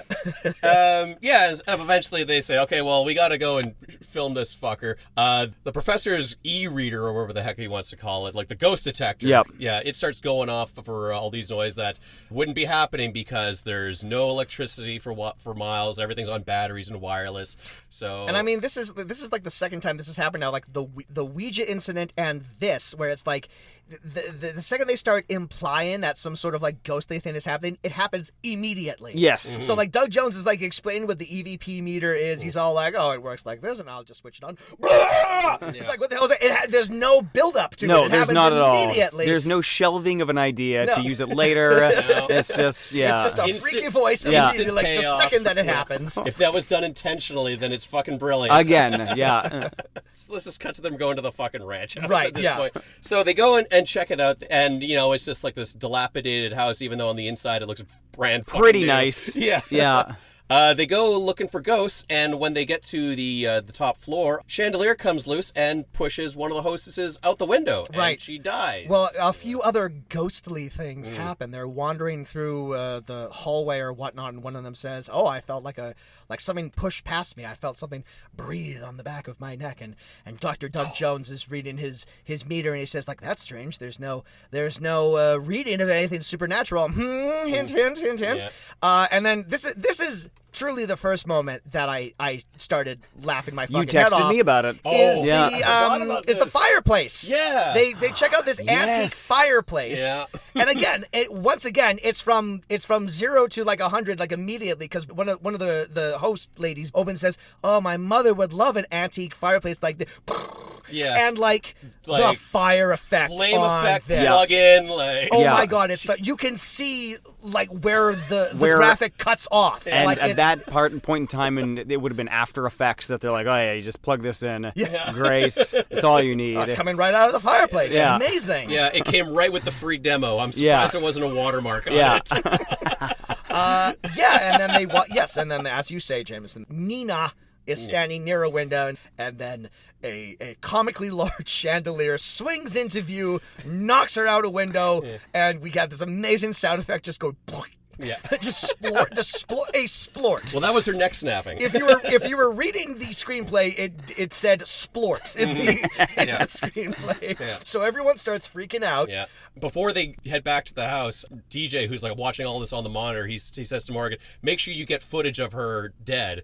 Yeah. And I'm just like, "Oh, what a fucking creep. monster. What a scumbag!" Yeah. And then they all decide that they're going to fucking walk back to the ranch. For reasons unknown. Yeah. In the middle of the night in this desolate, hilly location. Well, it's because Stephanie doesn't want to ride in a van with a dead body. Yes. Of her friend that presumably she might have known for a long time. Maybe they got hired on this job together. But they came up together, but yeah. nope. Yeah. They shared a room. They slept in the same room I last know, night they before. less than 24 hours They ago. practiced their screams together. Yeah. Oh yeah. Oh yeah, that was another thing where someone is screaming and then everyone runs to the room and it's all like, "No, I'm just practicing my on-camera scream." And it's all like, "It's like 9 p.m. What are you doing?" That's When why. a woman screams bloody murder, of course people are going to... Of course we're concerned. Yeah. So yeah, Steph says like, "I'm not getting in the van with a dead body." James shows up with the van, and he says like, I can move this dead body entirely on my own, and no one asks any questions about that. They probably should ask a few questions. Classic about that. James. All right. He's always doing And it's that. like, well, where was this guy the whole time? And like maybe that's why he didn't get much of a setup. He's meant to be like they're making it very obvious that he's the fucking killer. Yeah, they're making something obvious. They get back to the lodge. Well, yeah, and then Steph says, like, "I'm not getting in that van with the dead body. I'll walk back." And then Dr. Doug Jones is all like, "I shall come with you." And then Morgan's all like, "You know what? It's nice now. I'm going to walk too." And yeah, and then 3 characters, like, walk back. No one is speaking with any sense of urgency, given that one of their colleagues has died. Yeah. She's dead. It's like, someone should care more about this poor woman. Yeah, but no. No. Yeah. Yeah, so they get back to the lodge, and there's an argument breaking out between Cricket and DJ because it turns out that there was a boot in the shot coming from the attic, and it's strongly implied. Well, it's not fucking implied that it was actually murder. Murder was the case. Yeah, murder was the culprit. Well, and Morgan found that screw up in the Yes. the top floor. That was a brand new screw in an ancient, dilapidated house. And 4 brand new power drill marks and whatever. So yeah, Yep. they basically like put together this Scooby-Doo level mystery pretty darn quickly, and it's just more backed up by the fact that DJ is immediately on the defensive, and he starts saying, all right, I'll admit that maybe looks like a boot. If you admit that that's not a boot at all, it's just a smudge on the screen, and we should stop talking about this right away. Well, and then he says a line of dialogue that I actually wrote down because I had to go back and get it. He said, "We have television's first well-documented coverage of a spirit attack on a real live living person." And of course, this is the point where I have to say is like, the twist of the ending will completely undermine this. Yeah. But at this point in time, I wrote down in all caps, no, you do not, sir. You do not you at all. You definitely do not. It's all circumstantial. It's entirely circumstantial. You have a dead body. And also, as Cricket immediately pointed out at the beginning of this scene, there's a fucking human foot in the scene. You just want to fucking cover up and to have this make a lot of buzz around your fucking reality show. Yeah.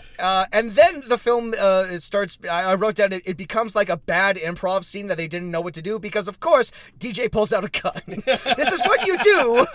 It does move the story forward, I guess. I don't know. I'm really trying to. It's a heightening of what's going on. I mean, at this point, the entire time where I'm thinking this is a brilliantly executed parody of these kind of shitty movies, it suddenly becomes one of these shitty movies. It's no longer a parody because now you're just stuck with a lot of people running around the hillsides, getting separated, sneaking around.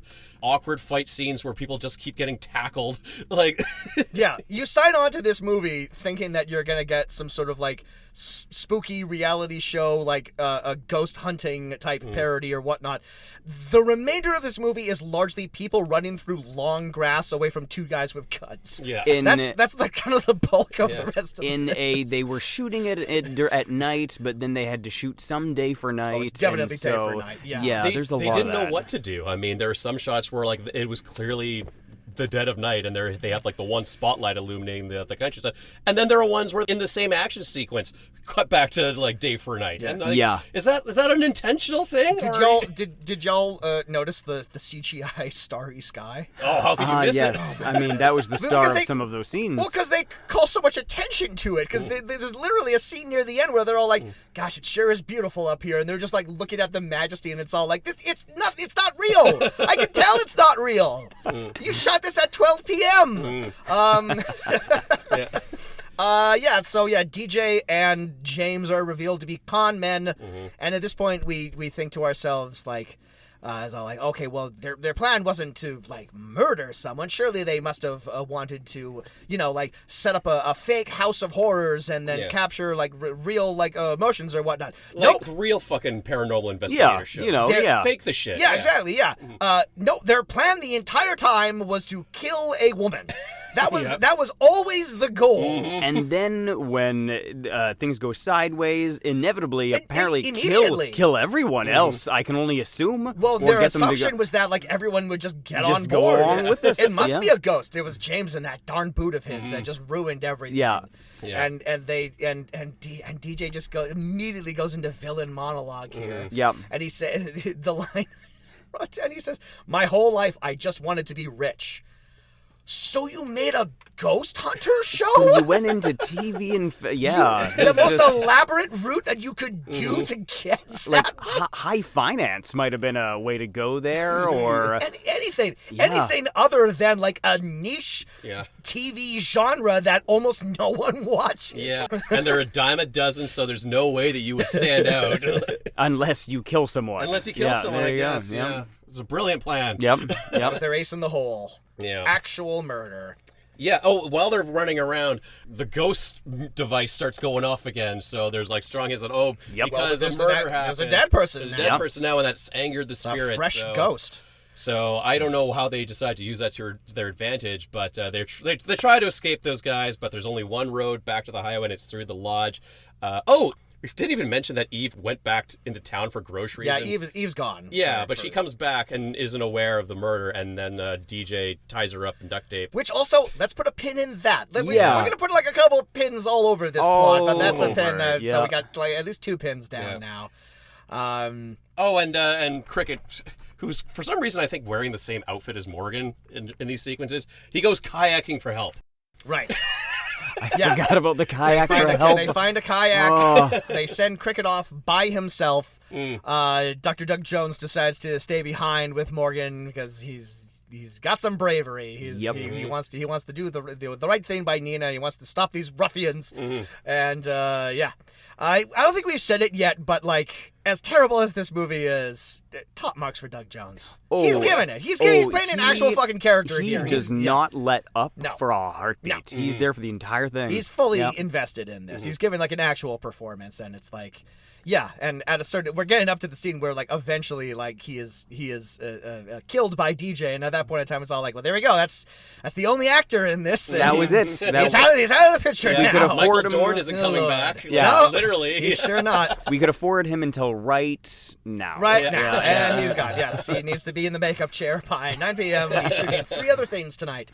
Yeah, so Cricket goes away in a kayak, and then Stephanie is like hiding out somewhere. James's location is unknown, question mark. Searching for people depending on the scene. There's just a lot of wandering around. Eventually Morgan and Dr. Doug end up back at the cabin, and who should be there but DJ. Yeah, well, he follows them, but then he's descending from the staircase, so... Well, because it's more dramatic that way. Yeah, I guess so, That's where a villain would come down from. Yep. Yeah, that's where he shoots Doug Jones, and he's like, come on out, Morgan, or I'm going to kill him, because he mortally wounds him, but I was going to And he also forces Morgan at gunpoint to get on the walkie-talkie and tell Cricket to come back, because they're all dead now, and Cricket's like, great, I'll be right back, and I don't know, let's just go ahead and put a pin in that as well. And then, and then like Morgan, and he rescues Eve, and Doug Jones gets killed, and then the two of them run off. I like how she saves him from DJ by the diversion of like tossing something way off camera. Oh yeah, out of everyone's he does eyesight. the big like, what the heck was that? This is a runner. Like I lost count of the number of times that like someone was foiled by someone throwing something at someone else, just like random stuff in the room. Like they get away from DJ initially when he has the gun on them just by throwing like a clipboard at him, and then like a little later on. Morgan is on top of a roof, and like DJ is like a good distance away from him, and Morgan's just like, "Hey, fucker!" and he throws a rock at him and hits him perfectly, like in like the center of the chest. And he really oversells it too. Really does. Yeah. And this is where Morgan uses his special effects background. Oh my god, that was I laughed my ass off. He takes an elaborate amount of time using his special fake blood that I guess he just always carries with him. It's in they his told me handy. I was crazy. Yeah. And the other guys just need to run around the barn, and they're going to catch up to him. But he takes like a sweet fucking time to pour like the setting up the effects blood and some the fake farming skin equipment. and his shirt that's supposed to have ripped. I was like, what the fuck are you doing, buddy? He's making it look like he's more hurt than he actually is. Yeah. Oh, and that was James's delivery, I believe, of... He's gone! He's hurt! I think he's hurt real bad! Yeah. Almost exact delivery. He did actually have one of my favorite lines in the movie, though. As bad as an actor as he was, I think he nailed this. As he's coming back into the house at one point, he just says, James, where have you been? I've got a mutiny going on here, and I could really use your help. Sorry, I was putting Nina's body on the back porch. I wrote that too, yeah. He said that as if like someone had asked him. He's all like, "I'm sorry, I was taking the laundry down. It's dry now. Well, it's gonna rain later. You want me to get that wet again? Putting her body in the background. Yeah. That actor. I looked up everyone's filmography. He weirdly has been in the most high profile stuff out of all of the non-famous. Is it because he's a stunter? It's because he's a stuntman, he got this role because, as we're about to point out next, he's about to be set on fire. Yeah. And he got this role because he's a guy who gets set on fire. He gets set on fire twice in this fucking movie. He does, yes. And he's trying they foreshadowed. With his big, obvious fire sleeve. That's just the one sleeve on that arm. It's like, what does that shirt look like that? I mean, I will say it's very tough. As a quick, just little like industry, not diversion, but I think that this applies to this situation. Well, it's a movie about that type of stuff. There's this website called Stuntlist, and Stuntlist is basically LinkedIn for stunts. And it's industry standard in Canada, anyways, and everybody signs up for it, and you're on Stuntlist, and there's all these clickable boxes that like acrobats and fire stuff and all these things, and you click the ones that you're like really proficient in, and one of them is stunt acting, and that means that you can act as well as do stunts. Now, Rob Hader has a wonderful story. He was in Deadpool. He was Bob in Deadpool. Okay. He was the guy that was almost cut in half, and Deadpool stops and goes, "Bob? Oh, yeah, how right, are right, you?" right. Of course. That was a big Vancouver in-joke because Rob Hader has stunt doubled for so many people, and of course it was Rob Hader that got stopped. Yeah. Anyways, there was this story that Rob told all of us. It was like, hey, if you click stunt actor, you better have had some post-secondary education as an actor, because everyone clicks that and it makes all of us look real bad if we call that person out to an audition and they can't act. Right. Because so many people click it, but it's a harder thing to do than it looks. And James was the best one they got. Look, though. I'm not Yeah, gonna. Look, like, I think his acting was on par with like a lot of the other people on this. Very true. He didn't stand out as like the worst among the bunch. And he's like, yeah. Largely because he only had like maybe like 5 lines in total, and it's all like, yeah, he didn't like crush them, but like he wasn't the worst actor. Of the, I think they all know like what kind of archetype they're playing in Yeah. these kinds of movies. This guy's the hero. This is the doe-eyed love interest. This guy's the comedy relief. These two are sort of the bimbo types. And this is Doug Jones. And this is Doug Jones. The academic. Yeah. We know these types. And yeah, to his credit, he got lit on fire later on. So thank you for that. Yeah. That He got lit on diversion, fire, and then as he's dying, DJ just callously shoots him anyways. And like, you're a fucking idiot, you fucking piece of shit. Yeah. friends. Didn't do it first off. Yeah. Just let him burn Yeah. first. Well, we also, I can't believe I almost forgot to say this because it's so vitally important to this plot. Moments before James gets set on fire, we don't actually see that James gets set on fire because it's entirely off camera. Yeah. We see some flashing lights, and James literally does one like, "What? No, get away from me! Oh, yes. No, stay away! No!" Could it be a ghost? It's a fucking dead guy, and and it just all like, is all of this ghost stuff going to be off camera? Are we not going to? Are we not gonna see any of gonna it? see Are we not going to see like anything? the fire effect equivalent of a ghost in this Surely, movie? Yeah. they're building up to like the some final sort of- moment. Surely No. DJ won't escape without facing some sort of. Well, and this is in point of fact. Right before Doug Jones is killed, he very pointedly says, "I'll be back for you, DJ." And I'm In all like, ghost form. "Oh, okay, cool. So this is how the movie will end." Yeah. I swear to God, they blew all their fucking budget on making the spaceship sets. Yeah. Like, opening the movie. How much here in more the money do we have? Oh, like $10,000. Ooh, I rented out the launch for the weekend. That was expensive. So they get DJ. I forget how they get DJ, but they finally get. They blind him with the camera light. Oh my God! Oh, that's right. I forgot. Yeah. He's Yeah. sneaking around through the Using their- ranch house. He's sneaking around through the spooky mansion, and it's in the dark. Now, I don't know if we've mentioned this yet, but DJ is played by an actor of color, and this is a very dark scene. And of course, they had, like, this is the professional people on this crew, so of course. They had this actor lit properly so that you could make out his appearance in like this Exactly dark what he's hallway. doing. It's not just like a minute of absolutely nothing. You gotta light people differently. You can't just light people all the same way. But then again, this movie is just like nothing but static shots. Yeah. Like I wrote down the number of times they've actually moved the camera in a scene. It's like maybe like thrice. Yeah. They do it like so often. Everything that's not a drone shot, that is a firmly planted tripod Yes. for those cameras. Yeah. And when they blind him with that light, they don't show it from the opposite side so you can see like his reaction to, oh no, this blind light. They show it from his side of things, so you also have a hard time figuring out what the hell it is that he's looking at. It's just the back of his head and a bright light, and then he's knocked And I was out. like, is that the ghost? they just dressed up one of the cameras they had. Yeah, so they blind him with the light, and then they blind him by the. I was thinking it. Yeah, I was it's thinking right it. there. And, One of us is going to take And then it. Morgan knocks him out with one punch, and he's about to shoot him, and Eve comes with like, no, don't do that. You're like, better don't- than you're, that. You're better than that. Yeah. I really like you. And so he just like, okay, well, fine. We'll tie this guy up and leave him for dead, and we'll call the cops in like maybe a day or two. This was about the time, and I don't know how they were going to shoehorn it in there, but this was about the time that I thought Eve was going to be a ghost. Well, I thought Yeah. Eve was a ghost from like her introductory Yeah, scene. yeah, Because she's I like thought- the local and she knows like the spooky Or stories. I thought this was going to whatever. be the reveal. Yeah, I thought that, like, absolutely. yeah, We yeah. were all thinking that from Yeah. the very beginning. Yeah, but Instead, the it's- movie does something crazy. Completely different. Because somehow it's even dumber than all of that. So yeah, it's Eve, Morgan, and Cricket are the three that are alive. At some point in time, time Steph got shot. Oh yeah, she betrays them. Right. She sells them out. And then she gets a Just shot bullet in the anyway. gut. You said if I gave them up her that you would face. let me go. Yeah. I did say that. Yeah. Bang. But I didn't. Yeah. Oh yeah, but I. Oh boy. Yeah. Actually, it would have been funnier the way you did it, Mike. It was all like, I did say that, didn't I? Blammo! Yeah, so they leave DJ tied up in the house. And yeah, they do say it. It's all like, it'll be like he'll be stuck in this haunted house for a day before we get to town. And then someone says like, even more if we take our time.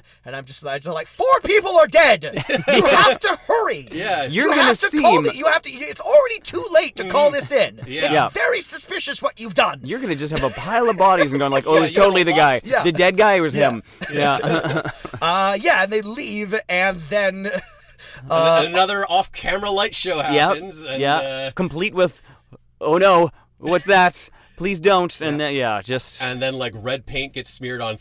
If like we were to believe 3 that he, of the windows. Yeah, if we were to believe that he like a ghost killed him, he killed him at the same time in 3 separate rooms. Which is it was like scanners in there. Like Yeah. he went all over the place. He was tomato ketchup all over those walls. Yes. And it's very comical. And yeah, the 3 of them just observe this from the outside. And yeah, at this point in time, I'm checking the running time and it's running down. And I'm saying to myself, it's all like, well, that was it. It was like a spooky ghost story that all of the ghost activity was off camera. How disappointing. We're not even going to get to see any ghosts at all. I mean, there's... And I wish I was still that person. Yeah. I wish I could go back in time to being that blissfully ignorant. It's just like if only it was that. If only that was why this movie was shitty. Yeah. Looking at the runtime, there's like 15 minutes left. It must be 10 minutes of credits, I Must guess. be a lot of credits. They Piece of slowed shit. those Yeah. credits down. Yeah, really. Yeah. But Instead, what they do is, like, the next day when they're walking back to town, a helicopter flies overhead and lands at an RV. And at this point, I was like, no. Oh, did you already... Well, like, how many other characters are in this fucking movie? And who should come up from behind the RV drinking his iconic coffee but DJ? Yeah. And he's like, hey guys, you made it back. And Morgan pulls the gun on him and DJ's not worried, pulls the trigger, click, click, click, click, little... And then who comes around the other corner but Dr. Doug Jones himself? But what's that? He has an American accent? Yep. What? Yeah. DJ, man, if you're gonna shoot up those blanks, you gotta warn me. Randolph?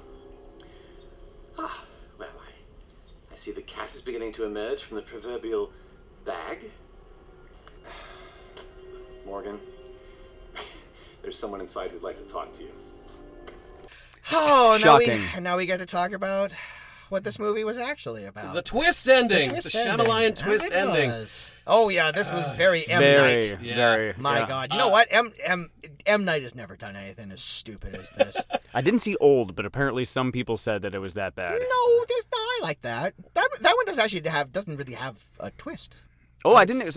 Really? I would say it's twistless. That is a twist. It's a beach And witless. It's a beach that makes you old. Yeah. That's kind of all that happens in that movie. Okay. Well, yeah. do they enter an RV and find that it was actually Robert Picardo It was- producing a It was Paranormal Activity meets punk style hidden camera prank fucking show? Robert Picardo Which is playing himself, pulling the strings this entire time. No ghosts are in this movie. No. And I would like to point out that the way that you just described it is actually how the character pitches it. Yeah. Could you say it again? I pitched it as a cross between Paranormal Activity and punk. Which I'm going to say is a terrible idea. Terrible What are idea. you talking about? It's the greatest idea. It's going to make so much money. It's going to be like the most popular show in the history of television. According to him. But, like, when you put people in a do-or-die situation like that, you don't know what they're capable of. Right. This Morgan guy, what happens if, like, that one stunt move that he pulled on James in the... What if he, like, seriously hurt him? What if he actually did kill him? Well, he says earlier he has to apologize to DJ now because he says, like, sorry for punching you in the face. It's like, yeah, exactly. Sorry for punching you in the face. That's, like, actual contact that you made with another he's a human pro stunt being. guy. He's used to this sort of thing. He's a complete pro and, like, the Absolutely. nicest guy. And it's like, all these people were actors. Look, they're totally fine. All of these people, everyone except Morgan was in on it. Was Cricket everyone. was in on Yep. it. Cricket was in on it. And it's like we are framing this reality show parody. I don't necessarily know what we're doing here. Yeah, I don't know But, what like, to do. the one person that we are basing this around is a non-acting director of photography. Yes. Who does not realize that this is all made up. He is the centerpiece of the television show that we're creating right now. A nobody. Yeah.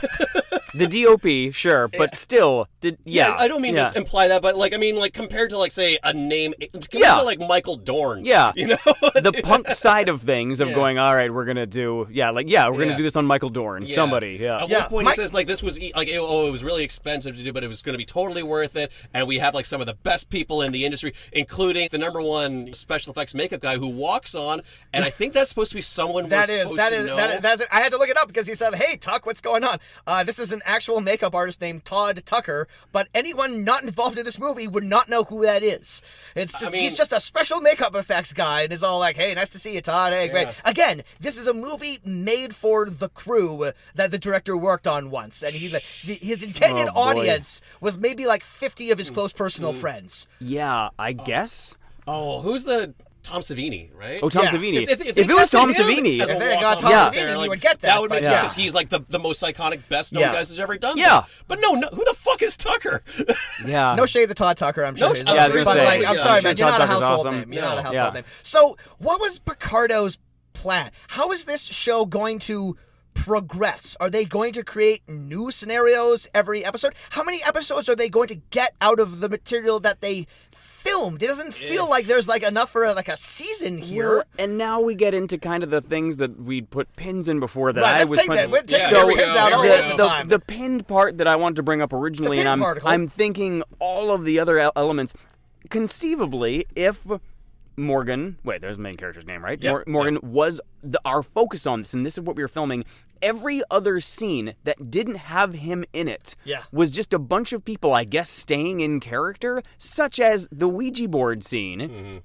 If I'm not mistaken, he comes in at the very end, or isn't in it at all. Yeah. It's James and it's what's-her-name. Yeah. They're in the scene completely on their own together, and what was the original hope there? That Morgan was walk-in at some point in time? Someone directs him towards that to be in that room Yeah, at that to time. be... Like, the part where he falls off the barn and he's putting all the special effects makeup on that farming equipment, and James goes like, I think he's really fucking hurt. Well, James specifically says, I think this is starting to get out of hand. Yeah. And within the context of watching the movie, not understanding the twist, it's all like, what do you mean now it's getting out of hand? Three people are dead. Yeah. But now oh, you know what? This was a smart movie the entire time. I get what you're saying. It's layered. It's layered But is what it DJ is. was just saying like, oh, we stick to the plan. Stick to the plan. And it's like, a man might actually be dying on your fucking show. What the hell, guys? And it's just the confusion that I had about that Ouija scene, about like what literally is wrong with this woman, is like, you gotta find an actress without a visible back body tattoo, because that distracts from whatever ghostly image you're trying to project on her. I can't even tell if there's anything supposed to be wrong with her, but indeed. It like that's the first like quote spooky thing that happens in the movie, and it's the only thing that feels completely separate from everything else that Robert Picardo was planning the entire time. If like what this movie should have done, this movie should have ended is like after everyone's all like, oh, how's it going? Oh, we all had a good laugh. By the way, my name's Doug Jones. Nice to meet you. That would have been amazing if it was just playing him the entire time. Yeah. What they like to like finish off the movie, if they had been all like, oh, and like Stephanie, like that Ouija board scene was like fantastic or whatever. It's all like, what Ouija board scene? I don't know. I don't know what. Wait, I have a bruise on my back. What? And then the ghost meter goes off. Yeah, that's what you send us off on. Like the idea that's all like maybe there was something, but no, we're not getting any of that. Ghosts don't exist. Yeah, magic is not real. We all live. Like we all live in a like when we die, we're dead. We're in the ground. Nothing supernatural ever happens. Yeah. That's what this movie is. That's the ultimate message. Yes.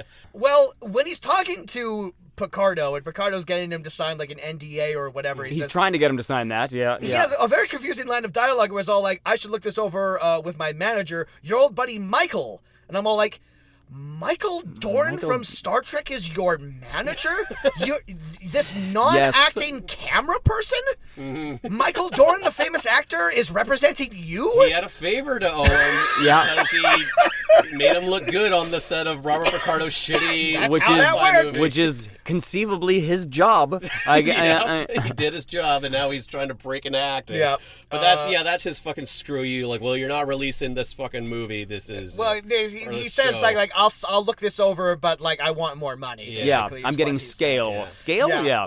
And then, like, the movie ends with him, like, actually meeting the actors and shaking DJ's everybody's hands, which is extremely drawn out. Doesn't learn their real names if they have any. No. Yeah. And turns out Eve actually really does have a thing for him. So they hook up, even though Except their relationship is based on a fucking lie. It's based on, like, cause she's like from LA. She's not like from the small town area or anything like that. Yeah. Also, here's another pin that we forgot to take out.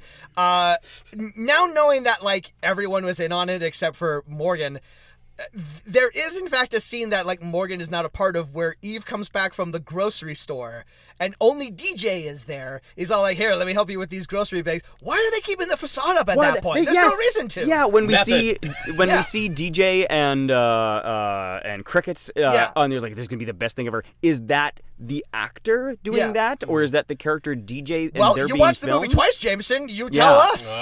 Did you notice nuances in their performances this time around? No.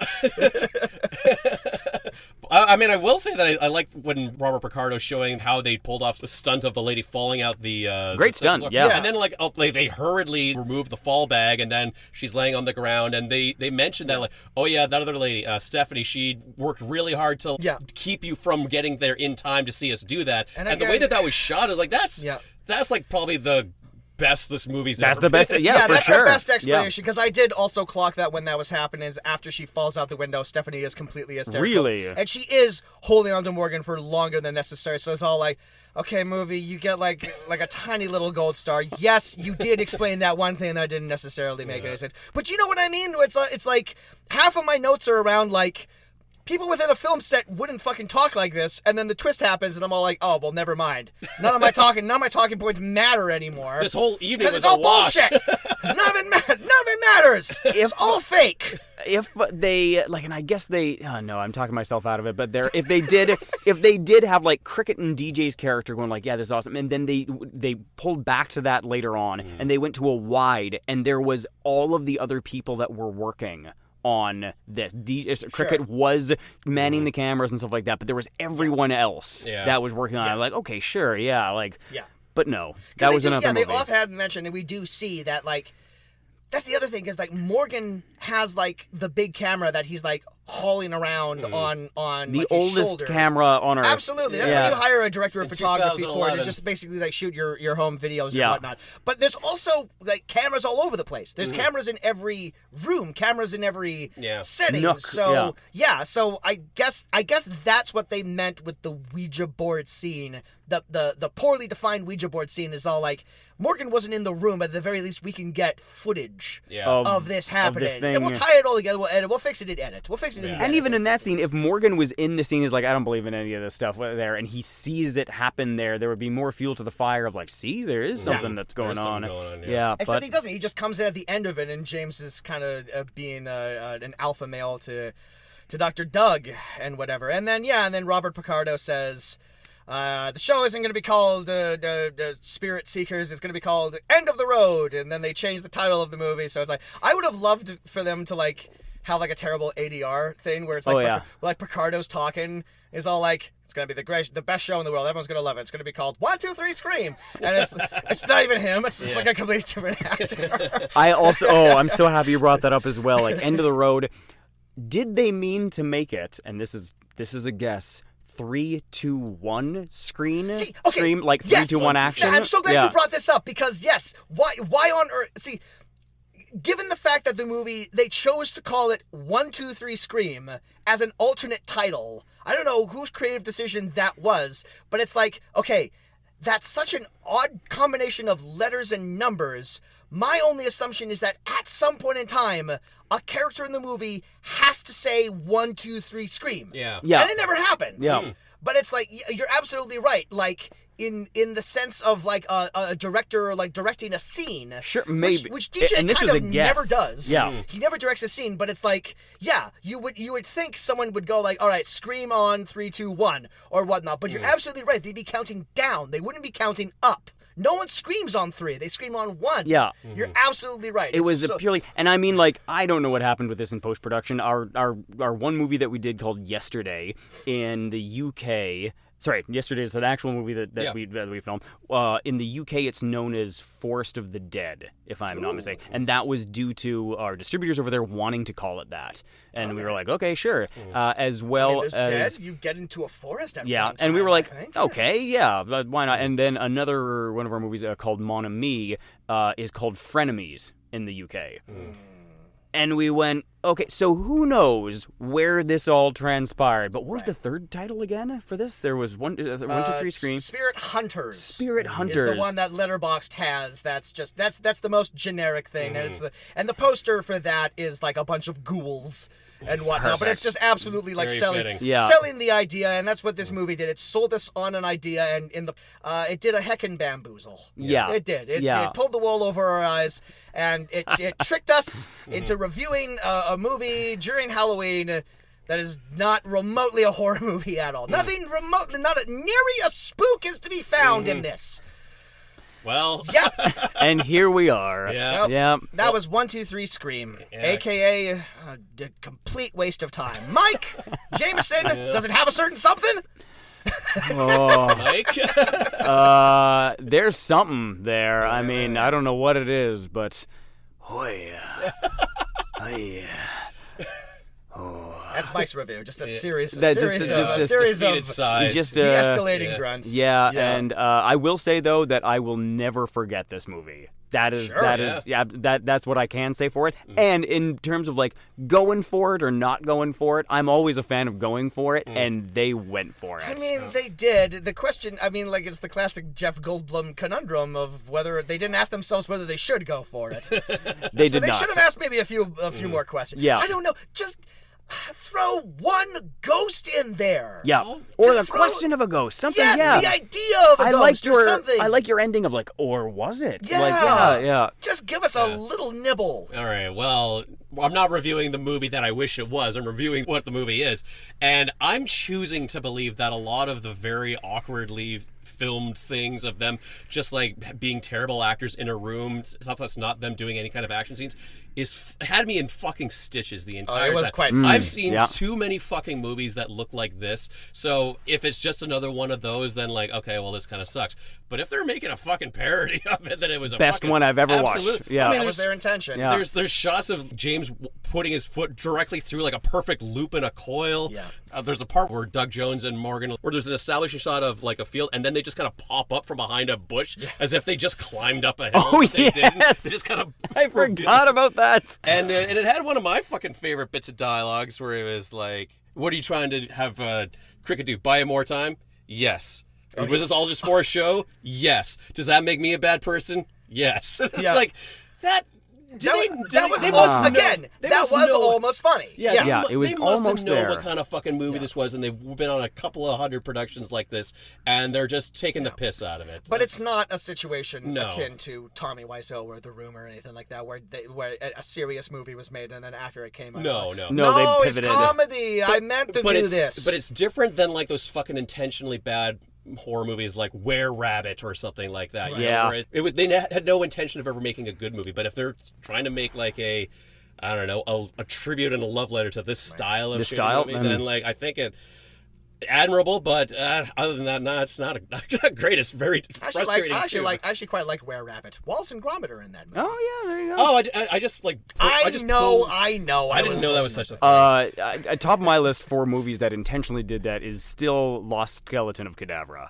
Which I mean, God, I haven't seen that in forever. That like to me, they just nailed a very particular time period, but like clearly were like expert filmmakers making inspired by Ed Wood. The 50s boom. Of Robot Monster. Yeah, we're making our film's called Robot Monster. We have a gorilla suit and a diving helmet. Exactly. You know watching this movie kind of reminded me of, remember a couple of years ago when like Will Ferrell and Kristen Wiig decided they're going to make a Lifetime movie together, and people thought like, oh, this is going to be great, they're going to really lean into it and play up the cheesiness, but then they just made a straight Lifetime movie, and they weren't making fun of it, they were just in a Lifetime just movie. in it. Except no one ever talks about that movie. I don't know. I haven't thought about I know that since... movie, and I to this day I don't actually know what the quality of that movie is. Neither do I. I just heard that is it like? It's not. They're not slightly funny, given that it's funny comics like playing it straight, or because like when there's a Steven Soderbergh film called The Informant. I don't know if you saw that. Where it's a drama, but like Matt Damon's playing like a very heightened comedic type character, and then all of the supporting roles in that movie, Steven Soderbergh cast stand-up comedians. He cast Patton Oswalt, he cast Tom Papa, he cast stuff like that, but he has all of them play it straight.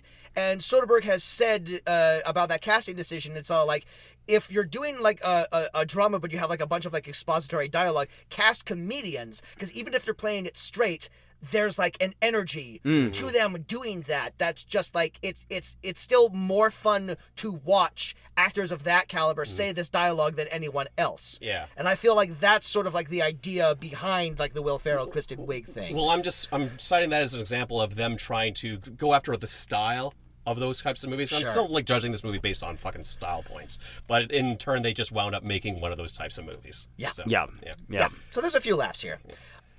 Mike, my God, Kovac. Thank you so much. Mike, my God, Kovac. That's the man. You know my middle name. I do. What a middle name. Thanks so much, man. This is good to see you again. long overdue. It was a fantastic, an amazing choice. Yeah. I gave you a choice of 3 Doug Jones movies, and I think you picked the one that we had the most to talk about. Truly, it was my pleasure. I loved watching. So, loved is a strong word. You still love Doug Jones after watching this one? I respect This Doug is not gonna Jones tarnish even that. more. all I the like Good, all good. the more there. Anyone who could mean something like that and still come out smelling like roses, one of the all-time. Oh greats. yeah. Any of my issues with the movie were not with Doug Jones. That's for sure. Right on. It was a pleasure to watch it, and it was even more of a pleasure to sit here with you two lovely gentlemen and talk about it there. Sincerely, it was great. Superb. Thank you so much. And everyone should purchase and play Resident Evil 4 remake, which is out now. If you haven't done so already. Do you have anything else that you got coming up that you want to promote, or just like guide, or anything that you've done, anything that you've done in the past that you want people to check out? I will bring this up only because it is important to me that people don't get swindled genuinely. Oh, okay. Public service announcement. So I just recently joined Instagram, and I joined Instagram when Resident Evil came out because there was like requests for things and stuff like that, and my agent was like, just do then Instagram. I didn't have any kind of social media before that. In the time period when I joined up with that, there's been 3 or 4 different people that have pretended to be me.